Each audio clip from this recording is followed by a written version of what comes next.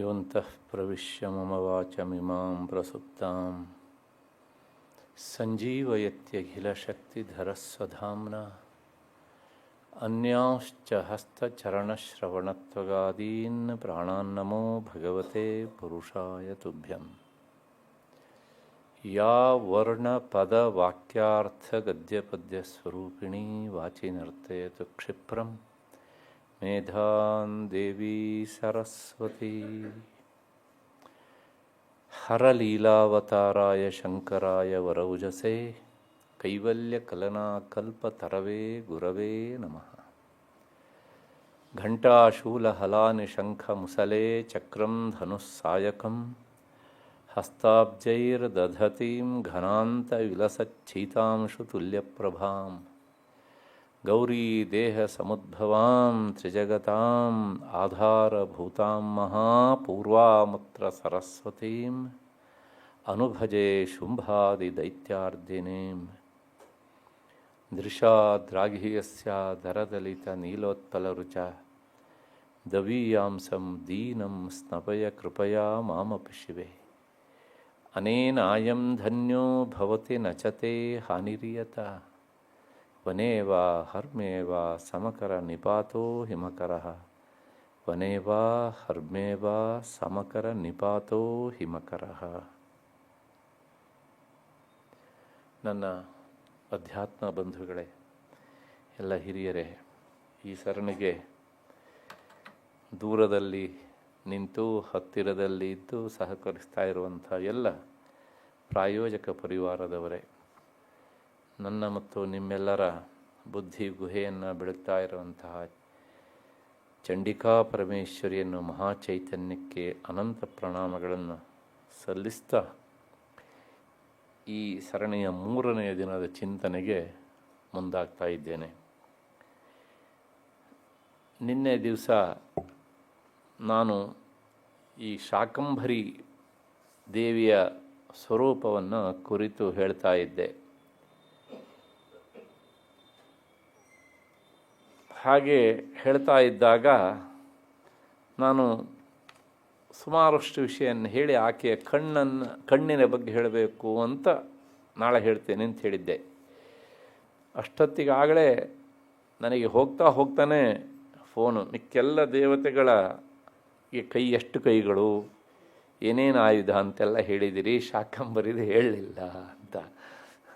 ನನಗೆ ಬಹಳ ಖುಷಿಯಾಯಿತು. ನನಗೆ ಅಂದರೆ ಇಷ್ಟು ಸೂಕ್ಷ್ಮವಾಗಿ ಗಮನಿಸ್ತಾ ಇದ್ದಾರಲ್ಲ ನಮ್ಮ ಶ್ರೋತೃಗಳು ಅಂತ ಹೇಳಿ, ಅಂದರೆ ಅಂತರ್ಜಾಲದಲ್ಲಿ ಕೇಳುವವರು ಹೇಗೆ ಅಂತ.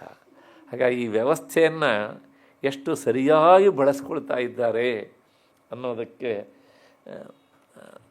ಆ ಸಂತೋಷಕ್ಕೆ ನನ್ನ ಹತ್ರ ಶಬ್ದ ಇಲ್ಲ ಹೀಗೆ ಅಂತ. ಯಾಕೆಂದರೆ ಹೇಳಿ ಮುಗಿಲಿಲ್ಲ ಅದು ಇನ್ನೂ ಸಹ. ಆದರೂ ನಾವು ಮುಂದಕ್ಕೆ ಹೋದ್ನಲ್ಲ, ಹಿಂದಕ್ಕೆ ಯಾಕೆ ಯಾವತ್ತೂ ಹೀಗೆ ಬಿಡದೆ ಮುಂದಕ್ಕೆ ಹೋಗಿಲ್ಲ ನೀವು, ಆದರೂ ಯಾಕೆ ಅದನ್ನು ಬಿಟ್ಟು ಹೋದ್ರೆ ಹೀಗೆ ಅನ್ನೋ ಹಾಗೆ. ಇಲ್ಲ, ನಾಳೆ ಮತ್ತೆ ಪುನಃ ಅದನ್ನು ಕರೆಕ್ಷನ್ ಮಾಡಿ ಕೊಡ್ತೇನೆ ಅಂತ ಹೇಳಿದ್ದೇನೆ. ಹಾಗಾಗಿ ಅದನ್ನು ಹೇಳಿ ಮುಂದಕ್ಕೆ ಹೋಗ್ತೇನೆ. ಏಕೆಂದರೆ ಜಿಜ್ಞಾಸು ಆದಂಥ ಶ್ರೋತೃಗಳು ಸಿಕ್ಕಾಗ ಆಗುವಷ್ಟು ಸಂತೋಷ ಇನ್ಯಾವಾಗಲೂ ಆಗೋದಿಲ್ಲ. ನಂಬರ್ 1, ಅವರ ಪ್ರಶ್ನೆಗೆ ಉತ್ತರ ಕೊಟ್ಟಾಗ ಆಗಲೂ ಅಷ್ಟೇ ಸಂತೋಷ ಆಗ್ತದೆ ಹೀಗೆ ಅಂತ. ಹಾಗಾಗಿ ಆ ಹಿನ್ನೆಲೆಯಲ್ಲಿ ಆ ಶಾಕಂಭರಿಗೆ ಒಟ್ಟು 4 ಕೈಗಳು. ನಾನು ನೇರವಾಗಿ ಶಬ್ದಶಃ ಅದನ್ನು ಹೇಳಲಿಲ್ಲ, ಅವರು ಹೇಳ್ಕೊಂಡೋಗಿದ್ದೇನೆ, ಅದು ಸ್ಪಷ್ಟಪಡಿಸಿಬಿಡ್ತೇನೆ. ಅವಳಿಗೆ 4 ಕೈಗಳು. ಆ 4 ಕೈಗಳಲ್ಲಿ ಪುಷ್ಪ ಪಲ್ಲವ ಮೂಲಾದಿ ಫಲಾಢ್ಯಂ ಶಾಖ ಸಂಚಯಂ, ಇದು 14ನೇ ಶ್ಲೋಕದ ಪೂರ್ವಾರ್ಧ. ಅದಕ್ಕೂ ಹಿಂದೆ 13ನೇ ಶ್ಲೋಕದ ಉತ್ತರಾರ್ಧ ಉಂಟು. ನಾನು ನಿನ್ನೆ ಇದನ್ನು ಹೇಳಿದ್ದೇನೆ.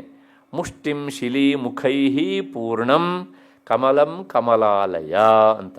ಅಂದರೆ ಆಕೆ 4 ಕೈಗಳು ಅವಳಿಗೆ ತನ್ನ ಮುಂಭಾಗದ ಬಲಗೈಯಲ್ಲಿ ಏನು ಹಿಡಿದಿದ್ದಾಳೆ ಅಂದರೆ ಶಿಲೀಮುಖೈ ಪೂರ್ಣಂ ಮುಷ್ಟಿಂ, ಬಾಣಗಳಿಂದ ತುಂಬಿದಂತಹ ತನ್ನ ಮುಷ್ಟಿಯನ್ನು ಹೀಗೆ ಹಿಡ್ಕೊಂಡಿದ್ದಾಳೆ ಕೆಳಮುಖವಾಗಿ ಅಂತ ಅಂದ್ಕೊಳ್ಳೀನಿ. ಬೇಡ ಹೀಗ ಅಂತನಾರು ಇಟ್ಕೊಳ್ಳಿ, ಏನು ತೊಂದರೆ ಏನಿಲ್ಲ. ಒಟ್ಟಾರೆ ತನ್ನ ಮುಂಭಾಗದ ಬಲಗೈಯಲ್ಲಿ ಬಾಣಗಳನ್ನು ಹಿಡಿದುಕೊಂಡಿದ್ದಾಳೆ. ಅದು ಒಂದಲ್ಲ, ಶಿಲೀಮುಖೈ ಪೂರ್ಣಂ, ಬಾಣಗಳಿಂದ ತುಂಬಿದ ಮುಷ್ಟಿ. ಅಷ್ಟೊಂದು ಬಾಣಗಳನ್ನು ಅವಳು ಈ ಬಲಗೈಯಲ್ಲಿ ಇಟ್ಕೊಂಡಿದ್ದಾಳೆ.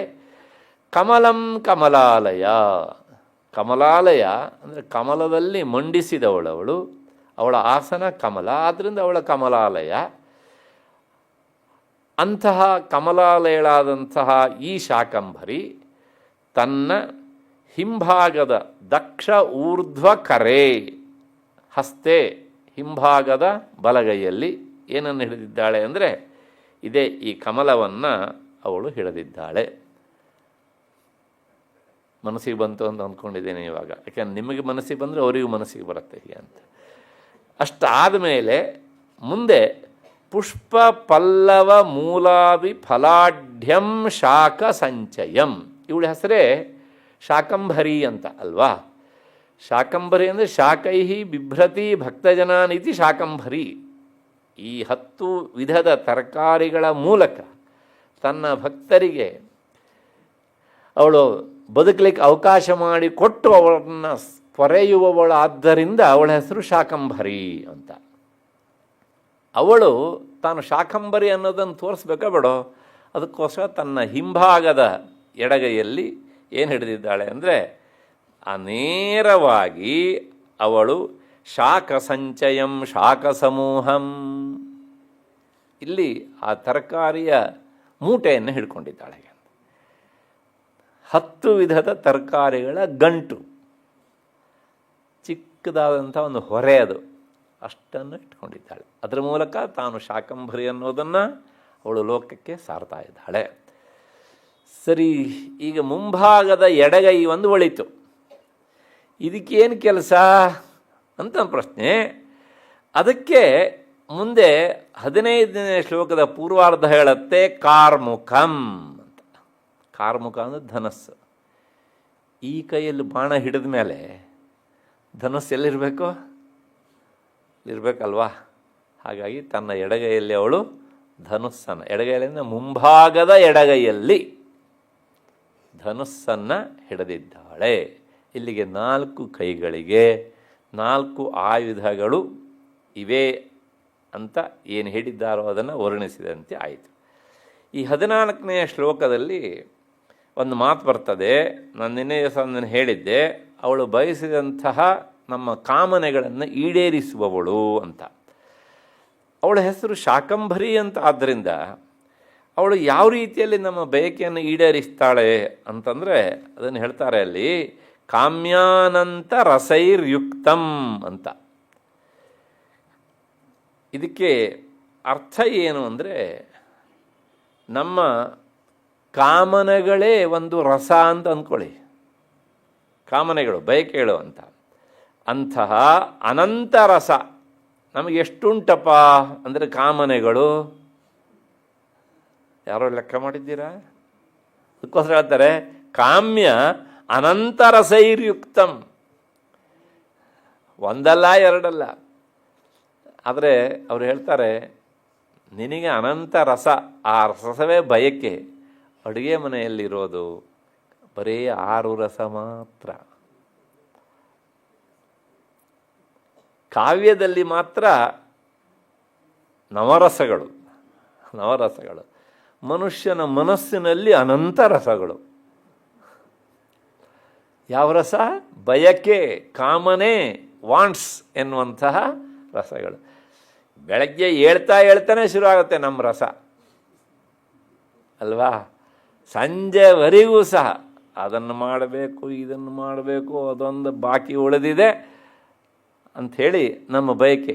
ಹೇಗೆ ಅದನ್ನು ಫುಲ್ಫಿಲ್ ಮಾಡ್ಕೊಳ್ಬೇಕು ಅನ್ನೋದೇ ನಮ್ಮ ಯೋಚನೆ ಹೀಗೆ ಅಂತ. ಹಾಗಾಗಿ ಈ ಮೂರ್ತಿ ರಹಸ್ಯ ಹೇಳುತ್ತೆ, ಆ ಕಾಮ್ಯ ಅನಂತ ರಸೈರ್ಯುಕ್ತಂ, ಅನಂತ ರಸ. ಆದರೆ ನೀ ಎಷ್ಟಾರು ನಿನ್ನ ಬಯಕೆ ಎನ್ನುವಂಥ ರಸವನ್ನು ಇರಿಸಿಕೋ, ನಾನು ನಿನಗೆ ಈಡೇರಿಸಬಹುದಾದಂಥ ರಸಗಳು 6. ಯಾವ್ಯಾವುದಪ್ಪ ಅಂತಂದರೆ ಮಧುರ. ಮಧುರ ಅಂದರೆ ಸಿಹಿ. ಮತ್ತು ಅದು ಯಾವ ಥರ ಸಿಹಿ ಸಾರು? ಬೆಲ್ಲ ಹಾಕಿದ್ದ, ಸಕ್ಕರೆ ಹಾಕಿದ್ದ ಅಂತ ಕೇಳಬೇಡಿ. ನಮ್ಮಲ್ಲಿ ಮೂಲ ವಿಷಯವನ್ನು ಬಿಟ್ಟು ಅಡ್ಡ ವಿಷಯದಲ್ಲಿ ಪ್ರಶ್ನೆ ಕೇಳೋದೇ ಜಾಸ್ತಿ ಆಗಿಬಿಡ್ತದೆ. ಹಾಗಾಗಿ ಒಟ್ಟಾರೆ ಮಧುರ, ಸಿಹಿ ಮುಗಿದೋಯ್ತು ಹೀಗೆ ಅಂತ. ಅದಾದಮೇಲೆ ಆಮ್ಲ, ಆಮ್ಲ ಅಂದರೆ ಹುಳಿ, ನೋಡಿದ್ರ? ಅದಾದಮೇಲೆ ಬರೀ ಹುಳಿ ಇದ್ರೆ ಸಾಕಾ? ಹುಳಿ ಜಾಸ್ತಿ ಆಗಿದೆ, ಹಾಕು ಸ್ವಲ್ಪ ಉಪ್ಪು, ಹೌದು ತಾನೇ? ಮುಂದಿನದು ಲವಣ. ಅದಾದಮೇಲೆ ಸಾಕಾಗೋದಿಲ್ಲ, ಕಟು, ಸ್ವಲ್ಪ ಖಾರ ಬೇಕು. ಇಲ್ಲಿಗೆ ಎಷ್ಟಾಯ್ತಪ್ಪ? 4 ಆಯಿತು, ಹೌದು ತಾನೇ? ಅದಾದಮೇಲೆ ಕಷಾಯ. ಕಷಾಯ ಅಂದರೆ ಚೊಗರು, ಕಹಿ ಅಲ್ಲ, ಚೊಗರು. ಅದರೊಳಗೆ ಎಲ್ಲವೂ ಸೇರಿಕೊಂಡಿರ್ತದೆ. ನಿಮಗೆ ಹೇಗೆ ಹೇಳಬೇಕು ಅಂತಂದರೆ, ನೆಲ್ಲಿಕಾಯಿ ತಿಂದರೆ ಆ ಅನುಭವ ಆಗ್ತದೆ. ಒಗರು ಒಗರು ಒಗರು, ಅದನ್ನು ಚೊಗರು ಅಂತಾರೆ, ಒಗರು ಅಂತಾರೆ. ಹೀಗೆ ಒಗರು, ಅದೊಂದು ರಸ. ಇದು 5ನೇದು.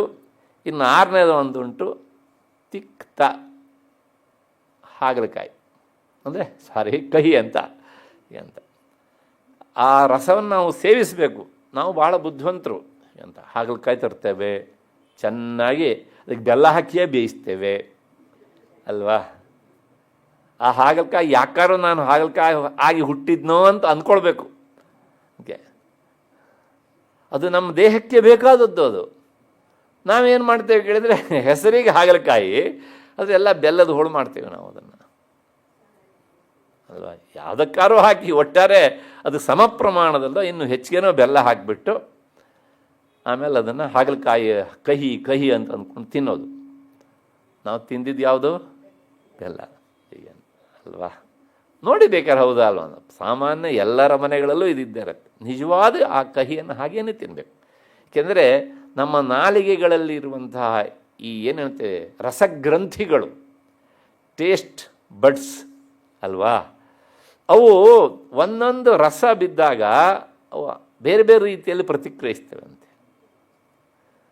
ನಾವು ಒಂದೇ ರೀತಿ ತಿಂದ ಇದ್ರೆ ಹೇಳ್ತೇವಲ್ಲ ನಾವು, ಅಯ್ಯೋ ಅದನ್ನೇ ತಿಂದು ತಿಂದು ನಾಲ್ಗೆ ಜಡ್ಡು ಹಿಡಿದೋಗಿದೆ ಅಂತ ಅಲ್ವಾ? ಹಾಗಾಗಿ ಬೇರೆ ಬೇರೆ ಬೇರೆ ಬೇರೆ ತಿನ್ನು, ಅದು ಆರೋಗ್ಯಕ್ಕೂ ಒಳ್ಳೆಯದು. ಮತ್ತು ಆ ರಸನದಲ್ಲಿರುವಂತಹ ರುಚಿ ಗ್ರಂಥಿಗಳು ಸಹ ಹೆಚ್ಚೆಚ್ಚು ಜಾಗೃತವಾಗ್ತವೆ. ಹೀಗೆ ಅಷ್ಟು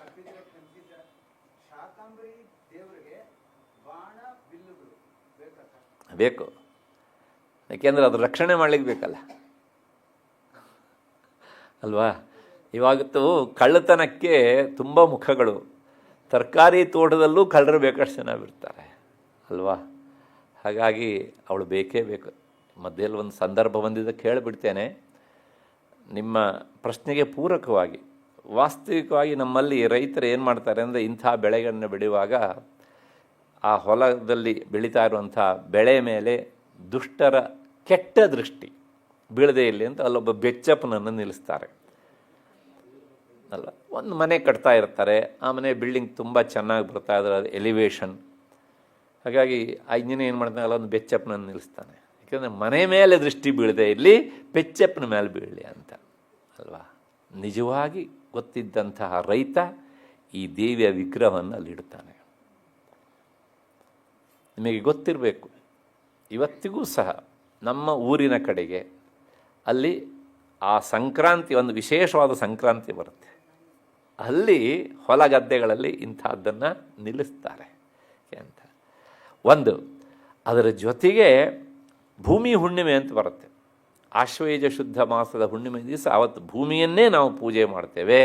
ಅವತ್ತು ಶಾಕಂಭರಿಯನ್ನೂ ಸಹ ಧ್ಯಾನ ಮಾಡುವಂಥ ಪದ್ಧತಿ ಬಹಳಷ್ಟು ಕಡೆಗೆ ಉಂಟು. ಹಾಗಾಗಿ ನಮ್ಮ ಬೆಳೆಯನ್ನು ರಕ್ಷಿಸು ತಾಯಿ, ಅದಕ್ಕೋಸ್ಕರ ನಿನ್ನ ಕೈಯಲ್ಲಿ ಏನಿರಬೇಕು? ಬಿಲ್ಲು ಬಾಣಗಳು ಇರಬೇಕು ಅನ್ನುವಂಥ ಹಿನ್ನೆಲೆಯಲ್ಲಿ ಶಾಕಂಭರಿಯ ಕೈಯಲ್ಲೂ ಸಹ ಉಂಟು.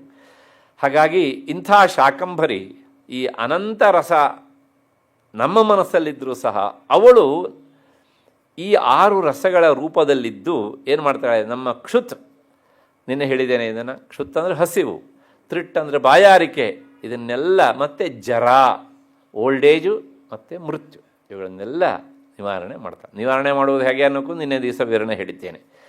ಹೀಗೆ ಅಲ್ಲೇನಾಗಿದೆ, ಮೊದಲು ಇದನ್ನು ಹೇಳಿ, ಕಾರ್ಮುಕಂಚ ಸ್ಫುರತ್ಕಾಂತಿ ಬಿಭರ್ತಿ ಪರಮೇಶ್ವರಿ. ಅವಳ ಕೈಯಲ್ಲಿರುವಂತಹ ಆ ಕಾರ್ಮುಕ ಧನಸ್ಸು ಹೇಗುಂಟು ಕೇಳಿದರೆ, ಅದನ್ನು ನೋಡಿದರೆ ಹೆದರಿಕೊಳ್ಳಬೇಕು, ಅಷ್ಟು ಪ್ರಖರವಾದಂಥ ತೇಜಸ್ಸಿನಿಂದ ಕೂಡಿದೆ. ಸ್ಫುರತ್ ಕಾಂತಿ ಅಂದರೆ ಹೊರಹೊಮ್ತಾ ಇರುವಂಥ ಕಾಂತಿ. ಅಂತಹ ಆ ಕಾರ್ಮುಕವನ್ನು ಧನುಸ್ಸನ್ನು ಪರಮೇಶ್ವರಿ ಅಂತ ಕರೆಸ್ಕೊಳ್ಳುವಂತಹ ಶಾಕಂಭರಿ ದೇವಿ ತನ್ನ ಎಡಗೈಯಲ್ಲಿ ಹಿಡಿದಿದ್ದಾಳೆ ಅಂತ. ಇಂತಹ ದೇವಿಯ ವಿಗ್ರಹ ತೋಟದಲ್ಲಿ ಹೊಲದಲ್ಲಿ ಇದ್ದಾಗ ಏನಾಗುತ್ತೆ, ಕಾಳತನಕ್ಕೆ ಬಂದವನಿಗೆ ಆ ರೈತ ಮರ್ತೋದ್ರು ಸಹ ಇದನ್ನು ನೋಡಿದಾಗ ಕೆಲವು ಜನರಿಗೆ ಸ್ವಲ್ಪ ಅದರೊಳಗೆ ಉತ್ತಮ ಕಳ್ಳನಾದರೆ ಓಹೋ ನನ್ನನ್ನು ನೋಡುವವಳೊಬ್ಬಳಿದ್ದಾಳೆ ಅನ್ನುವಂಥ ಭಾವನೆ ಬಂದೀತು, ಸಾಧ್ಯತೆ ಇದೆ ಅಂತ ಅಷ್ಟೇ. ಅಷ್ಟು ಹಿನ್ನೆಲೆಯಲ್ಲಿ ಇಂತಹ ಈ ಶಾಕಂಭರಿಗೇನೆ ಇನ್ನೊಂದು ಹೆಸರು ನೋಡೋಣಕ್ಕೂ ಮೊದಲು. ಶಾಕಂಭರಿ ಶತಾಕ್ಷೀ ಸೈವ ದುರ್ಗಾ ಪ್ರಕೀರ್ತಿತ. ಶಾಕಂಭರಿ ಶತಾಕ್ಷಿ, ಅವಳಿಗೆ ನೀವು ಕೇಳಿದ ಪ್ರಶ್ನೆಗೆ ಉತ್ತರ ಬರ್ತದೆ ಈಗ. ಶತಾಕ್ಷಿ 100 ಕಣ್ಣುಗಳು. ಶತಂ ಅಕ್ಷೀಣಿ ಯಸ್ಯಾಹ ಸ, ಯಾವಳಿಗೆ 100 ಕಣ್ಣುಗಳು ಅವಳ ಹೆಸರು ಶತಾಕ್ಷಿ ಅಂತ. ಈಗ ಹೇಳಿ, ಹೊಲದಲ್ಲಿ ನಿಂತರೆ ಇವಳು ಯಾವ ದಾರಿಯಿಂದ ಬಂದರೂ ಸಹ ಅವಳ ದೃಷ್ಟಿ ಅವರ ಮೇಲೆ ಬೀಳುತ್ತದೆ ಎನ್ನುವಂಥದ್ದನ್ನು ಬಹಳ ರಹಸ್ಯವಾಗಿ ಸೂಚಿಸುವಂಥದ್ದು ಇದು. ಇದು ಒಂದು. ಇನ್ನೊಂದು, ಅವಳಿಗೆ 100 ಕಣ್ಣು ಅಂದರೆ ಈ ಮನುಷ್ಯ ಎಲ್ಲರ ಕಣ್ಣನ್ನು ತಪ್ಪಿಸಿ ಅಪರಾಧಗಳನ್ನು ಮಾಡ್ತಾನೆ ಅಲ್ವಾ. ಹಾಗಾಗಿ ಅದಕ್ಕೆ ಇನ್ನೊಂದು ಅರ್ಥ ಏನು ಅಂದರೆ, ನಮ್ಮೆಲ್ಲರ ಕಣ್ಣು ನಿಜವಾಗಿ ಅವಳ ಕಣ್ಣು. ನೀವು ಯಾರಿಗಾದರೂ ಮಣ್ಣೆರಚಬಹುದು, ಆದರೆ ನಿಮ್ಮ ಅಂತಃಸಾಕ್ಷಿ ಅನ್ನೋದು ಒಂದು ಉಂಟಲ್ಲ, ಚೈತನ್ಯ, ಆ ಚೈತನ್ಯನ ಕಣ್ಣು ಇದೇನೇ ಆದ್ದರಿಂದ, ಅದು ಅವಳಿಗೆ ಸಂಬಂಧಪಟ್ಟಿದ್ದಾದ್ದರಿಂದ ಮಣ್ಣೆರಚಕ್ಕಾಗತ್ತಾ? ನೀನು ಎಂಥವನೇ ಆಗಿರಲಿ, ಯಾರಿಗೂ ಗೊತ್ತಾಯಿದರೆ ಕಳ್ಳತನ ಮಾಡ್ಬೋದು, ಮೋಸ ಮಾಡ್ಬೋದು, ಢಗ ಮಾಡ್ಬೋದು, ವಂಚನೆ ಮಾಡ್ಬೋದು, ಆದರೆ ಅವನ ಅಂತಃಸಾಕ್ಷಿ ಮಾತ್ರ ನಾನು ತಪ್ಪು ಮಾಡಿದ್ದೇನೆ ಅಂತ ಗೊತ್ತಿರುತ್ತೋ ಇಲ್ವೋ? ಗೊತ್ತಿರುತ್ತಲ್ಲ. ಹಾಗಾಗಿ ಅವಳು ನಮ್ಮ ಎಲ್ಲರ ಕಣ್ಣಾಗಿ ಇದ್ದು ನಮ್ಮ ಅಂತರಂಗವನ್ನು ತಿಳಿಯುವವಳು, ಅಳೆಯುವವಳು. ಆದ್ದರಿಂದ ಅವಳ ಹೆಸರು ಶತಾಕ್ಷಿ ಅಂತ. ಅವಳಿಗೆ ಇನ್ನೊಂದು ಹೆಸರು ಶೈವ ದುರ್ಗಾ ಪ್ರಕೀರ್ತಿತ. ಅವಳೇ ದುರ್ಗಾ. ಮತ್ತು ಅವಳನ್ನು ಆರಾಧನೆ ಮಾಡಿದಾಗ ದುರ್ಗಾರ್ತಿ ನಾಶಿನಿ, ಅದನ್ನು ಹಿಂದೆ ಅರ್ಥ ಹೇಳಿದ್ದೇನೆ ನಾನು. ಅಂದರೆ ತನ್ನ ಭಕ್ತರಿಗೆ ಬಂದಂತಹ ತೊಂದರೆಯನ್ನು, ಸಂಕಟವನ್ನು, ಪೀಡೆಯನ್ನು, ಆಪತ್ತನ್ನು ಹೋಗಲಾಡಿಸುವವಳಾದ್ದರಿಂದ ಅವಳ ಹೆಸರು ದುರ್ಗಾ ಅಂತ ಹೀಗೆ ಪ್ರಕೀರ್ತಿತ ಹೇಳಲ್ಪಟ್ಟಿದೆ. ಇಂತಹ ಶಾಕಂಭರಿಯನ್ನು ಹೇಗೆ ಆರಾಧನೆ ಮಾಡುವುದು ಅಂತಂದರೆ ಮುಂದಿನ ಆ ಮಂತ್ರ ಹೇಳುತ್ತೆ ಶ್ಲೋಕ. ಶಾಕಂಭರೀಂ ಸ್ತುವನ್ ಧ್ಯಾಯನ್ ಜಪನ್ ಸಂಪೂಜಯನ್ ನಮನ್. ಇಷ್ಟು ವಿಧಾನ. ಅಕ್ಷಯ್ಯಮಶ್ನುತೆ ಶೀಘ್ರಂ ಅನ್ನಪಾನಾದಿ ಸರ್ವಶಃ. ಹೀಗೆ ಅವಳನ್ನು ಆರಾಧಿಸಿದರೆ ಅಂತಹ ಭಕ್ತನಿಗೆ ಅವಳು ಇದೆಲ್ಲವನ್ನು ಕೊಡ್ತಾಳೆ. ಯಾವುದು ಅಂತ ಆಮೇಲೆ ನೋಡೋಣ. ಮೊದಲು ಇದನ್ನು ಹೇಗೆ ಅವಳನ್ನು ಆರಾಧಿಸುವುದು ಅಂತ ನೋಡೋಣ. ಮೊದಲನೇದಾಗಿ ಸ್ತುವನ್. ಸ್ತುವನ್ ಅಂದೇ ಸ್ತುತಿಸುವುದು, ಸ್ತುತಿಸುತ್ತಾ ಅಂತ. ದಟ್ಸ್ ಎ ಪ್ರೆಸೆಂಟ್ ಕಂಟಿನ್ಯೂಯಸ್ ಅಂತ. ಅವಳನ್ನು ಸ್ತುತಿ ಮಾಡುವುದು. ಸ್ತುತಿ ಮಾಡುವುದು ಅಂದರೆ ಹಾಗೆ ಇದೆ. ಈ ಶಾಕಂಭರಿ ಧ್ಯಾನ ಬಂದಿದೆಯಲ್ಲ, ಇಲ್ಲಿ ಎಷ್ಟು ಶ್ಲೋಕಗಳು ಬಂತು ಶಾಕಂಭರಿದು ಒಟ್ಟು, ಇದನ್ನು ಮತ್ತೆ ಮತ್ತೆ ಹೇಳಿಕೊಳ್ಳುವುದು. ಶಾಕಂಭರಿಯ ಒಟ್ಟು ಸ್ವರೂಪವನ್ನು ಹೇಳುವಂಥದ್ದು 5 ಶ್ಲೋಕಗಳು, 5 ಕೊನೆಯದೊಂದು ಫಲಶ್ರುತಿ, 4 ಶ್ಲೋಕಗಳು. ಇದನ್ನು ಸ್ತುವನ್ ಮತ್ತೆ ಮತ್ತೆ ಮತ್ತೆ ಮತ್ತೆ ಹೇಳುವಂಥದ್ದು. ಹೀಗೆ ಸ್ತುವನ್ ಅನ್ನೋದಕ್ಕೆ ಅರ್ಥ ಸ್ತುತಿಸೋದು. ಸ್ತುತಿಸೋದು ಅಂದರೆ ಏನು? ಹೊಗಳೋದು ಅಂತ ಅರ್ಥ. ಹೊಗಳೋದು ಅಂದರೆ ನಮ್ಮಲ್ಲಿ ಇಲ್ಲದೇ ಇರೋದನ್ನೆಲ್ಲ ಹೇಳ್ತಾರೆ, ಅದೇ ಹೊಗಳಿಕೆ ಅಂತ ಅಂದ್ಕೊಂಡು ಬಿಡ್ತಾರೆ. ಸ್ಟೇಜಿಗೆ ಯಾರನ್ನು ಕರಿತೇವೆ ನಾವು, ಆಗ ಅವರು ಬಯೋಡೇಟಾ ಇದ್ದಿದ್ದು ಇಲ್ಲೇ ಇದ್ದಿದ್ದು ಎಲ್ಲ ಸಾರಾಸಗಟಾಗಿ ಹೇಳ್ತಾ ಇರ್ತೇವೆ. ಆ ಪರಿಚಯ ಭಾಷಣ ಅಂತ ಕೊಟ್ಬಿಟ್ರೆ ಕೂತವ್ರ ಕಿವಿಗೆ ಬೆರಳಾಕ್ಕೊಳ್ಬೇಕು, ಹಾಗಿರುತ್ತೆ ಅಲ್ವಾ. ಎಷ್ಟು ಹೇಳಬೇಕು ಅಂತ ಗೊತ್ತಿರೋದಿಲ್ಲ, ಹೇಗಂತೆ ಔಚಿತ್ಯ ಪ್ರಜ್ಞೆ ಯಾವುದಿಲ್ಲ. ಆದರೆ ಜಗನ್ಮಾತೆಯ ವಿಷಯದಲ್ಲಿ ಹಾಗಲ್ಲ. ಅವಳನ್ನು ಸ್ತುತಿ ಮಾಡೋದು ಅಂದರೆ ಗುಣಿನಿಷ್ಠ ಗುಣಾಭಿಧಾನಂ ಸ್ತೋತ್ರಂ ಅಥವಾ ಸ್ತುತಿ ಅಂತ. ಅಂದರೆ ಗುಣವಂತನಲ್ಲಿ ಅಥವಾ ಗುಣವತಿಯಲ್ಲಿ ಇರುವಂಥ ಗುಣಗಳನ್ನು ಒಂದೊಂದೇ ಗುಣಗಳನ್ನು ಎತ್ತಿ ಎತ್ತಿ ಹೇಳುವುದು ಏನುಂಟೋ ಅದಕ್ಕೆ ಸ್ತೋತ್ರ ಅಂತ ಹೆಸರು.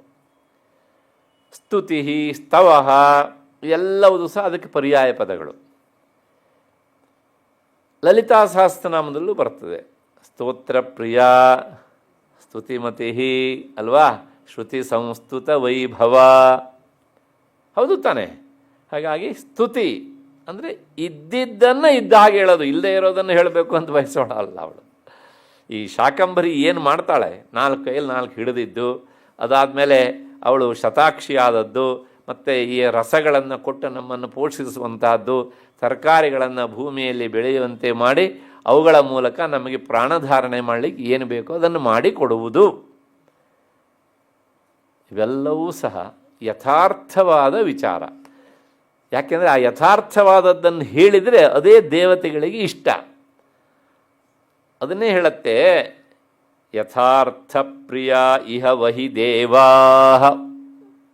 ಶ್ರುತಿ, ದೇವತೆಗಳು ಯಥಾರ್ಥ ಪ್ರಿಯರು. ಹಾಗೆ ಹೇಳಿದ್ದಿಂದಲೇ ಗೊತ್ತಾಗುತ್ತೆ ಮನುಷ್ಯ ಯಥಾರ್ಥ ಪ್ರಿಯ ಅಲ್ಲ, ಇವನು ಅಯಥಾರ್ಥ ಪ್ರಿಯ.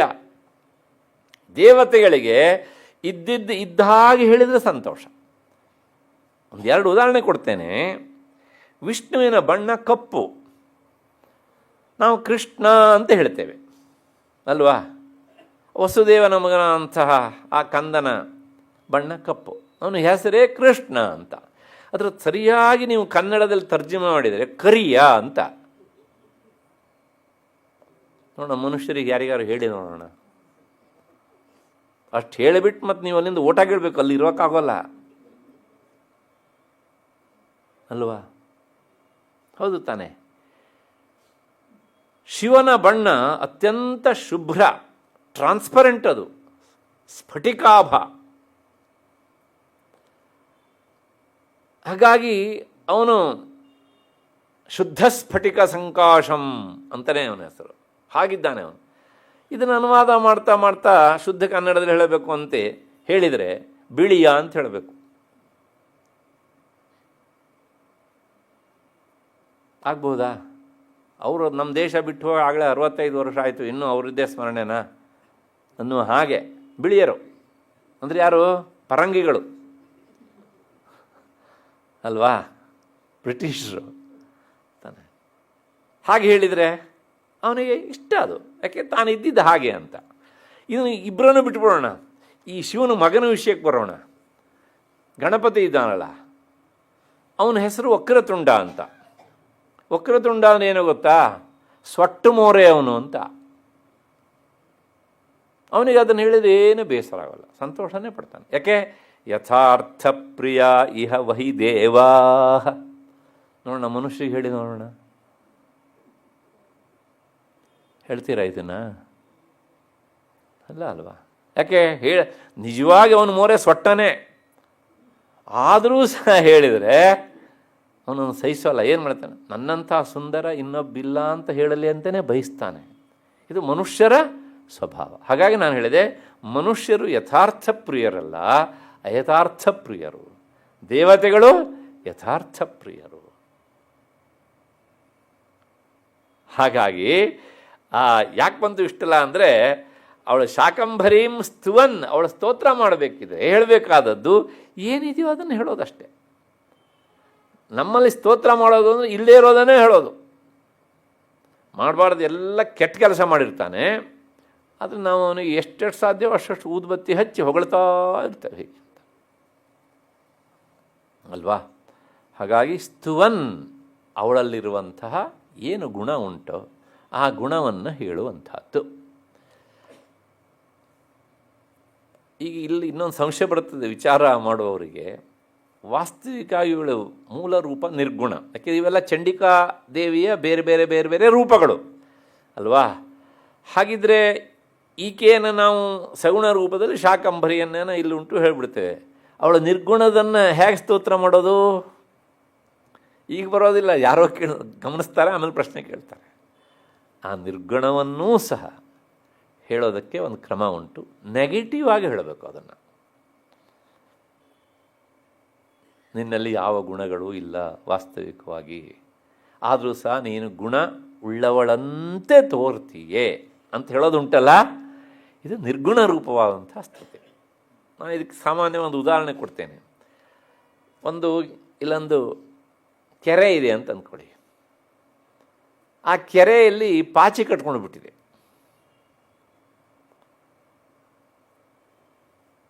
ಈಗ ನಮಗೆ ಆ ಪಾಚಿಯನ್ನು ಸರಿಸಿದರೆ ಮಾತ್ರ ಅದು ಕೆಳಗಡೆ ಇರುವಂಥ ತಿಳಿ ನೀರು ಕಾಣುತ್ತೆ ಅಲ್ವಾ. ಹಾಗೆಯೇ ಇಲ್ಲಿ ಯಾವುದು ಪಾಚಿ ಅಂದರೆ, ಶುದ್ಧ ಅದ್ವೈತ ನೆಲೆಯಲ್ಲಿ ನಿಂತು ನೋಡಿದಾಗ ಯಾವ ಗುಣಗಳೂ ಇಲ್ಲದೆ ಇರುವಂತಹ ಆ ಪರತತ್ವದಲ್ಲಿ ಗುಣಗಳನ್ನು ಹೇಳುವುದೇ ಒಂದು ದೊಡ್ಡ ಪಾಚಿ ಅಲ್ವಾ. ವಿಚಾರ ಮಾಡಿ. ಹಾಗಾಗಿ ಆ ಗುಣ ಅಂತ ಕರೆಸ್ಕೊಳ್ಳುವಂಥ ಎಲ್ಲ ಪಾಚಿಗಳನ್ನು ಸಹ ಪಕ್ಕಕ್ಕೆ ಸರಿಸೋದು. ನಿನ್ನಲ್ಲಿ ಯಾವುದೂ ಇಲ್ಲ. ಹಾಗಿದ್ರೆ ಈ 4 ಕೈ, ಈ ತರಕಾರಿಗಳನ್ನು, ಈ ರಸಗಳನ್ನು ಹೇಳಿದಾನೆ, ಕೇವಲ ಮಂದ ಉಪಾಸಕರ ಅಥವಾ ಮಧ್ಯಮ ರೀತಿಯಲ್ಲಿರುವಂಥ ಉಪಾಸಕರ ಅವರ ಮನಸ್ಸಿಗೆ ಒಂದು ಆಲಂಬನೆ ಬೇಕು ಅಂತ ನೀನು ಹೀಗಿದ್ದೀಯೆ. ನಿನ್ನ ನಿಜವಾದ ನೆಲೆ ಶುದ್ಧ ಚೈತನ್ಯ ರೂಪ. ಹೀಗೆ ಹೇಳುವಂಥದ್ದು ಅದು ನೆಗೆಟಿವ್ ರೂಪವಾದಂಥ ಸ್ತೋತ್ರ. ಇದನ್ನು ನೇತ್ಯಾತ್ಮಕ ಸ್ತೋತ್ರ ಅಂತ ಕರೀತಾರೆ. ಹೀಗೆ ಯಾಕೆಂದರೆ ಇಲ್ಲೇನೋ ಈ ಬೇರೆ ಬೇರೆ ರೂಪ ಉಂಟು ಹೀಗೆ ಹೇಳಿಬಿಡ್ತೇವೆ. ಆದರೆ ನಿಜ ನೆಲೆಯಲ್ಲಿ ಚಂಡಿಕಾ ಪರಮೇಶ್ವರನ ನಾವು ಏನು ಹೇಳ್ತೇವಲ್ಲ, ಅದು ಸಾಕ್ಷಾತ್ ಪರಬ್ರಹ್ಮ ಸ್ವರೂಪಿಣಿ. ಅಲ್ಲಿ ಹೇಗೆ ಸ್ತೋತ್ರ ಮಾಡಬೇಕು, ಹೀಗೆ ಸ್ತೋತ್ರ ಮಾಡಬೇಕು. ನಾವು ನಮ್ಮ ಬುದ್ಧಿಗೆ ನಿಲ್ಕೋದಿಲ್ಲ, ಅದು ಬಹಳ ಕಷ್ಟ. ಹಾಗಾಗಿ ಒಂದು ಏನು ಮಾಡ್ತೇವೆ, ಆ ಸಗುಣ ರೂಪದಲ್ಲಿ ತಂದು ಇರಿಸಿಕೊಂಡು ಬೇರೆ ಬೇರೆ ಬೇರೆ ಬೇರೆ ಶಬ್ದಗಳಿಂದ ಹೇಳ್ತೇವೆ. ನೀವು ಲಲಿತಾ ಸಹಸ್ರನಾಮ ನೋಡಿ, ಅಷ್ಟೋತ್ತರ ನೋಡಿ, ಎಲ್ಲ ಹೇಳ್ತಾರೆ 4 ಕೈ ಹಾಗೆ ಹೀಗೆ ಅಂತೆಲ್ಲ. ಕೊನೆಗೆ ಒಂದು ಮಾತು ಹೇಳ್ತಾರೆ ಮಧ್ಯದಲ್ಲಿ, ಸರ್ವೋಪಾಧಿ ವಿನಿರ್ಮುಕ್ತ ಚೈತನ್ಯಾಯೈ ನಮೋ ನಮಃ. ನಂದಲ್ಲ ಮಾತು, ಇದು ನಮ್ಮ ಮನಸ್ಸಿನ ಗಟ್ಟಿಯಾಗ್ತಾ ಇರಬೇಕು. ಯಾವ ಉಪಾಧಿಯೂ ಇಲ್ಲ, ಯಾವುದೂ ಇಲ್ಲ ನಿನಗೆ, ಶುದ್ಧ ಚೈತನ್ಯ ರೂಪಗಳು. ಹೀಗೆ ಹೇಳಿದಾಗ ಆಗುವ ಸಂತೋಷವೇ ಬೇರೆ. ಆಗ ನೀವು ಯಾವುದೇ ವಿಗ್ರಹ ನೋಡಿರೂ ಸಹ ಮನಸ್ಸಲ್ಲಿ ಏನು ಬರ್ತದೆ, ಓಹ್ ಆ ಚೈತನ್ಯ ಈ ರೂಪದಲ್ಲಿ ಕಾಣ್ತಾ ಇದೆ, ಇವತ್ತು ನೀನು ಈ ರೂಪದಲ್ಲಿ ಕಾಣ್ತಾ ಇದ್ದೀಯಾ. ಶಂಖಚಕ್ರ ಗದಾಧಾರಿಯಾದ ವಿಷ್ಣುವಿಗೆ ನಮಸ್ಕಾರ ಮಾಡಬೇಕಿದ್ರೆ, ಓಹ್ ಆ ನೀನು ಹೀಗೆ ಕಾಣ್ತಾ ಇದ್ದೀಯಾ. ತ್ರಿಶೂಲಪಾಣಿಯಾದ ಶಿವನನ್ನು ನೋಡಿದಾಗ ಆ ನೀನು ಹೀಗೆ ಕಾಣ್ತಾ ಇದ್ದೀಯಾ. ಜಗನ್ಮಾತೆಯನ್ನು ನೋಡಿದಾಗ ಓಹ್ ಅದೇ ಆದಂಥ ನೀನು ಈ ರೂಪದಲ್ಲಿ ಕಾಣ್ತಾ ಇದ್ದೀಯಾ. ಏನಾದರೂ ಪಾರ್ಶಾಲಿಟಿ ಉಂಟನ್ರಿ ಈ ಭಾವದೊಳಗೆ? ಯಾವ ಗುಡಿಗಾದರೂ ಹೋಗಿ, ಆಗ ಯಾವ ಆಕಾರವೂ ಹೆಚ್ಚಲ್ಲ, ಯಾವ ಆಕಾರವೂ ಕಡಿಮೆ ಅಲ್ಲ. ಅಷ್ಟು ಹಾಗಿದ್ರೆ ಯಾಕೆ ಬೇಕು ಈ ಆಕಾರಗಳು ಹೇಳಿದ್ರೆ, ನಿನ್ನ ಕಾಮನೆ ಹೀಗಿದ್ದರೆ ಈ ಆಕಾರದಲ್ಲಿ ಭಜಿಸು ಅಷ್ಟೇ. ನಿನ್ನ ಕೆಲಸದಲ್ಲಿ ಅಡ್ಡಿ ಆತಂಕ ಜಾಸ್ತಿನ, ಅದೇ ಚೈತನ್ಯವನ್ನು ಗಣಪತಿಯ ರೂಪದಲ್ಲಿ ಆರಾಧಿಸು. ಗಣಪತಿಯ ರೂಪದಲ್ಲಿದ್ದ ಚೈತನ್ಯ ನಿನ್ನ ವಿಘ್ನವನ್ನು ನಿವಾರಣೆ ಮಾಡ್ತದೆ. ಅದೇ ಚೈತನ್ಯವನ್ನು ನೀನು ಆರಾಧಿಸು. ಸೂರ್ಯನಲ್ಲಿ ಆತ ಆರೋಗ್ಯವನ್ನು ಕೊಡ್ತಾನೆ. ಅದೇ ಚೈತನ್ಯವನ್ನು ಜಗನ್ಮಾತೆಯ ರೂಪದಲ್ಲಿ ಭಜಿಸು. ಅವಳು ಏನು ಕೊಡ್ತಾಳೆ? ಸಕಲ ಸಂಪತ್ತನ್ನು ಕೊಡ್ತಾಳೆ. ಸಂಪತ್ತು ಅಂದರೆ ಲೌಕಿಕ ಸಂಪತ್ತಿನಿಂದ ಹಿಡಿದು ಅಧ್ಯಾತ್ಮದ ಸಂಪತ್ತಿನವರೆಗೆ. ಮತ್ತು ಅದೇ ಸಂಪತ್ತನ್ನು, ಅದೇ ಚೈತನ್ಯವನ್ನು ಶಿವನ ರೂಪದಲ್ಲಿ ಆರಾಧಿಸು. ಅವನು ನಿನಗೆ ವಿದ್ಯೆಯನ್ನು ಕೊಡ್ತಾನೆ, ಜ್ಞಾನವನ್ನು ಕೊಡ್ತಾನೆ. ಈಶಾನ ಸರ್ವ ವಿದ್ಯಾನಾಂ ಈಶ್ವರ ಸರ್ವಭೂತಾನಾಂ, ಹೌದು ತಾನೇ? ಮತ್ತು ಅದೇ ಚೈತನ್ಯವನ್ನು ವಿಷ್ಣುವಿನ ರೂಪದಲ್ಲಿ ಭಜಿಸು, ಮೋಕ್ಷಕ್ಕೆ ಕಾರಣ ಆಗ್ತಾನೆ. ಹೇಳ್ರಪ್ಪ, ಇವಾಗ ಏನು ತೊಡಕುಂಟು ಹೇಳಿ.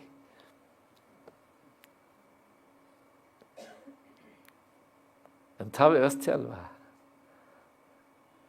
ನಮಗಿದು ಯಾವುದೂ ಕಾಮನೆ ಇಲ್ವಾ? ಪರಬ್ರಹ್ಮ ಸ್ವರೂಪದಲ್ಲಿ ಭಜಿಸು ಹೇಳಿ. ಈ 5 ಕಾಮನೆಗಳು ಇಲ್ಲದೆ ಇರೋರು ಯಾರು ಇದ್ರೆ ದಯವಿಟ್ಟು ಒಂದ್ಸಲ ಕೈ ಎತ್ತಿ ಬಿಡಿ. ನಾನಂತೂ ಮೊದಲು ಹಿಂಗೆ ಕೈ ಕಟ್ಕೊಬಿಡ್ತೇನೆ. ಹೀಗೆ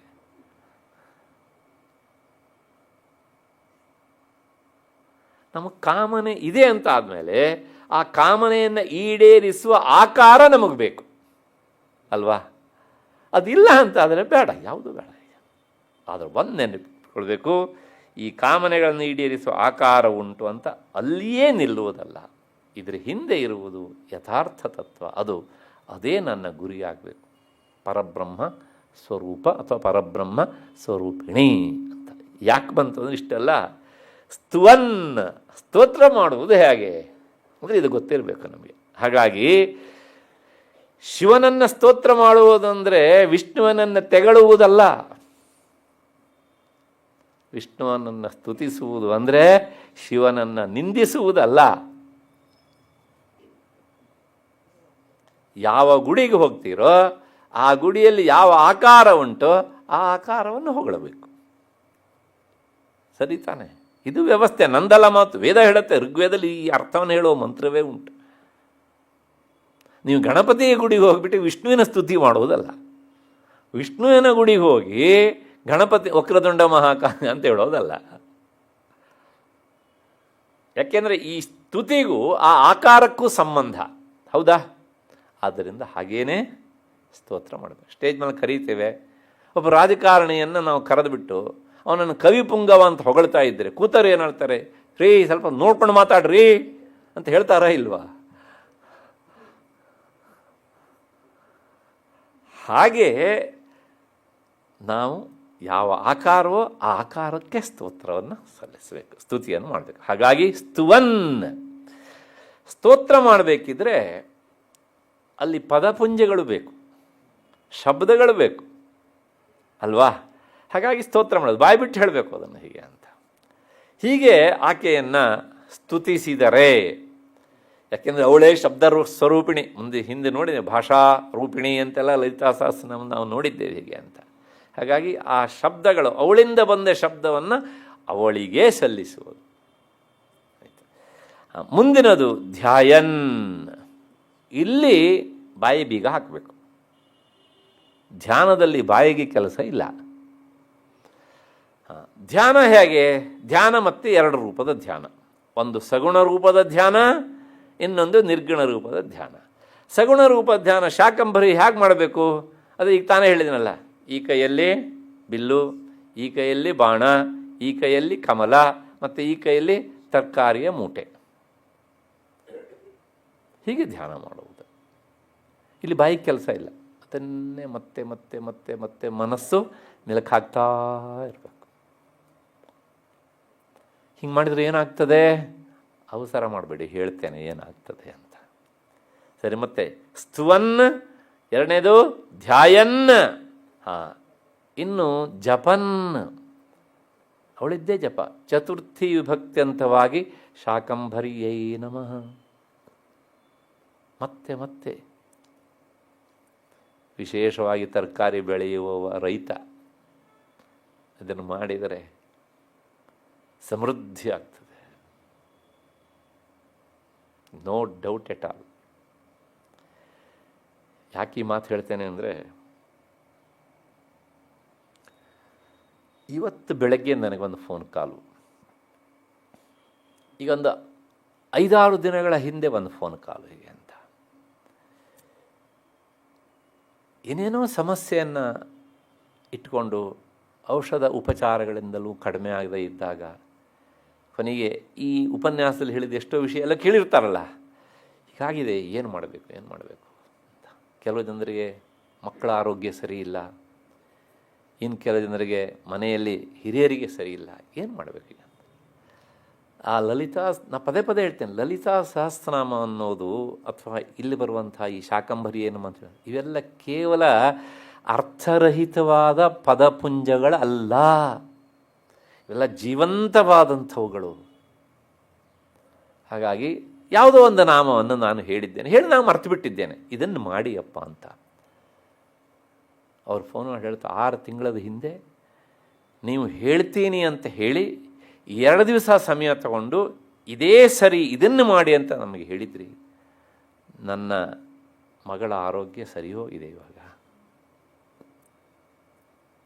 ಮತ್ತು ಇವತ್ತಿನ ವಿಷಯ, ನಮ್ಮ ಅಣ್ಣನಿಗೆ ಎಲ್ಲ ಔಷಧ ಮಾಡಿಯೂ ಕಡಿಮೆ ಆಗದೆ ಇದ್ದಾಗ ಯಾರೋ ಒಬ್ಬರು ಹೇಳಿದ್ರು ಇದನ್ನು ಮಾಡಿ ಅಂತ. ಈಗ ಅವನ ಆರೋಗ್ಯ ಸರಿ ಹೋಗಿದೆ. ಯಾಕೆ ಹೇಳಿದೆ? ಜಪನ್.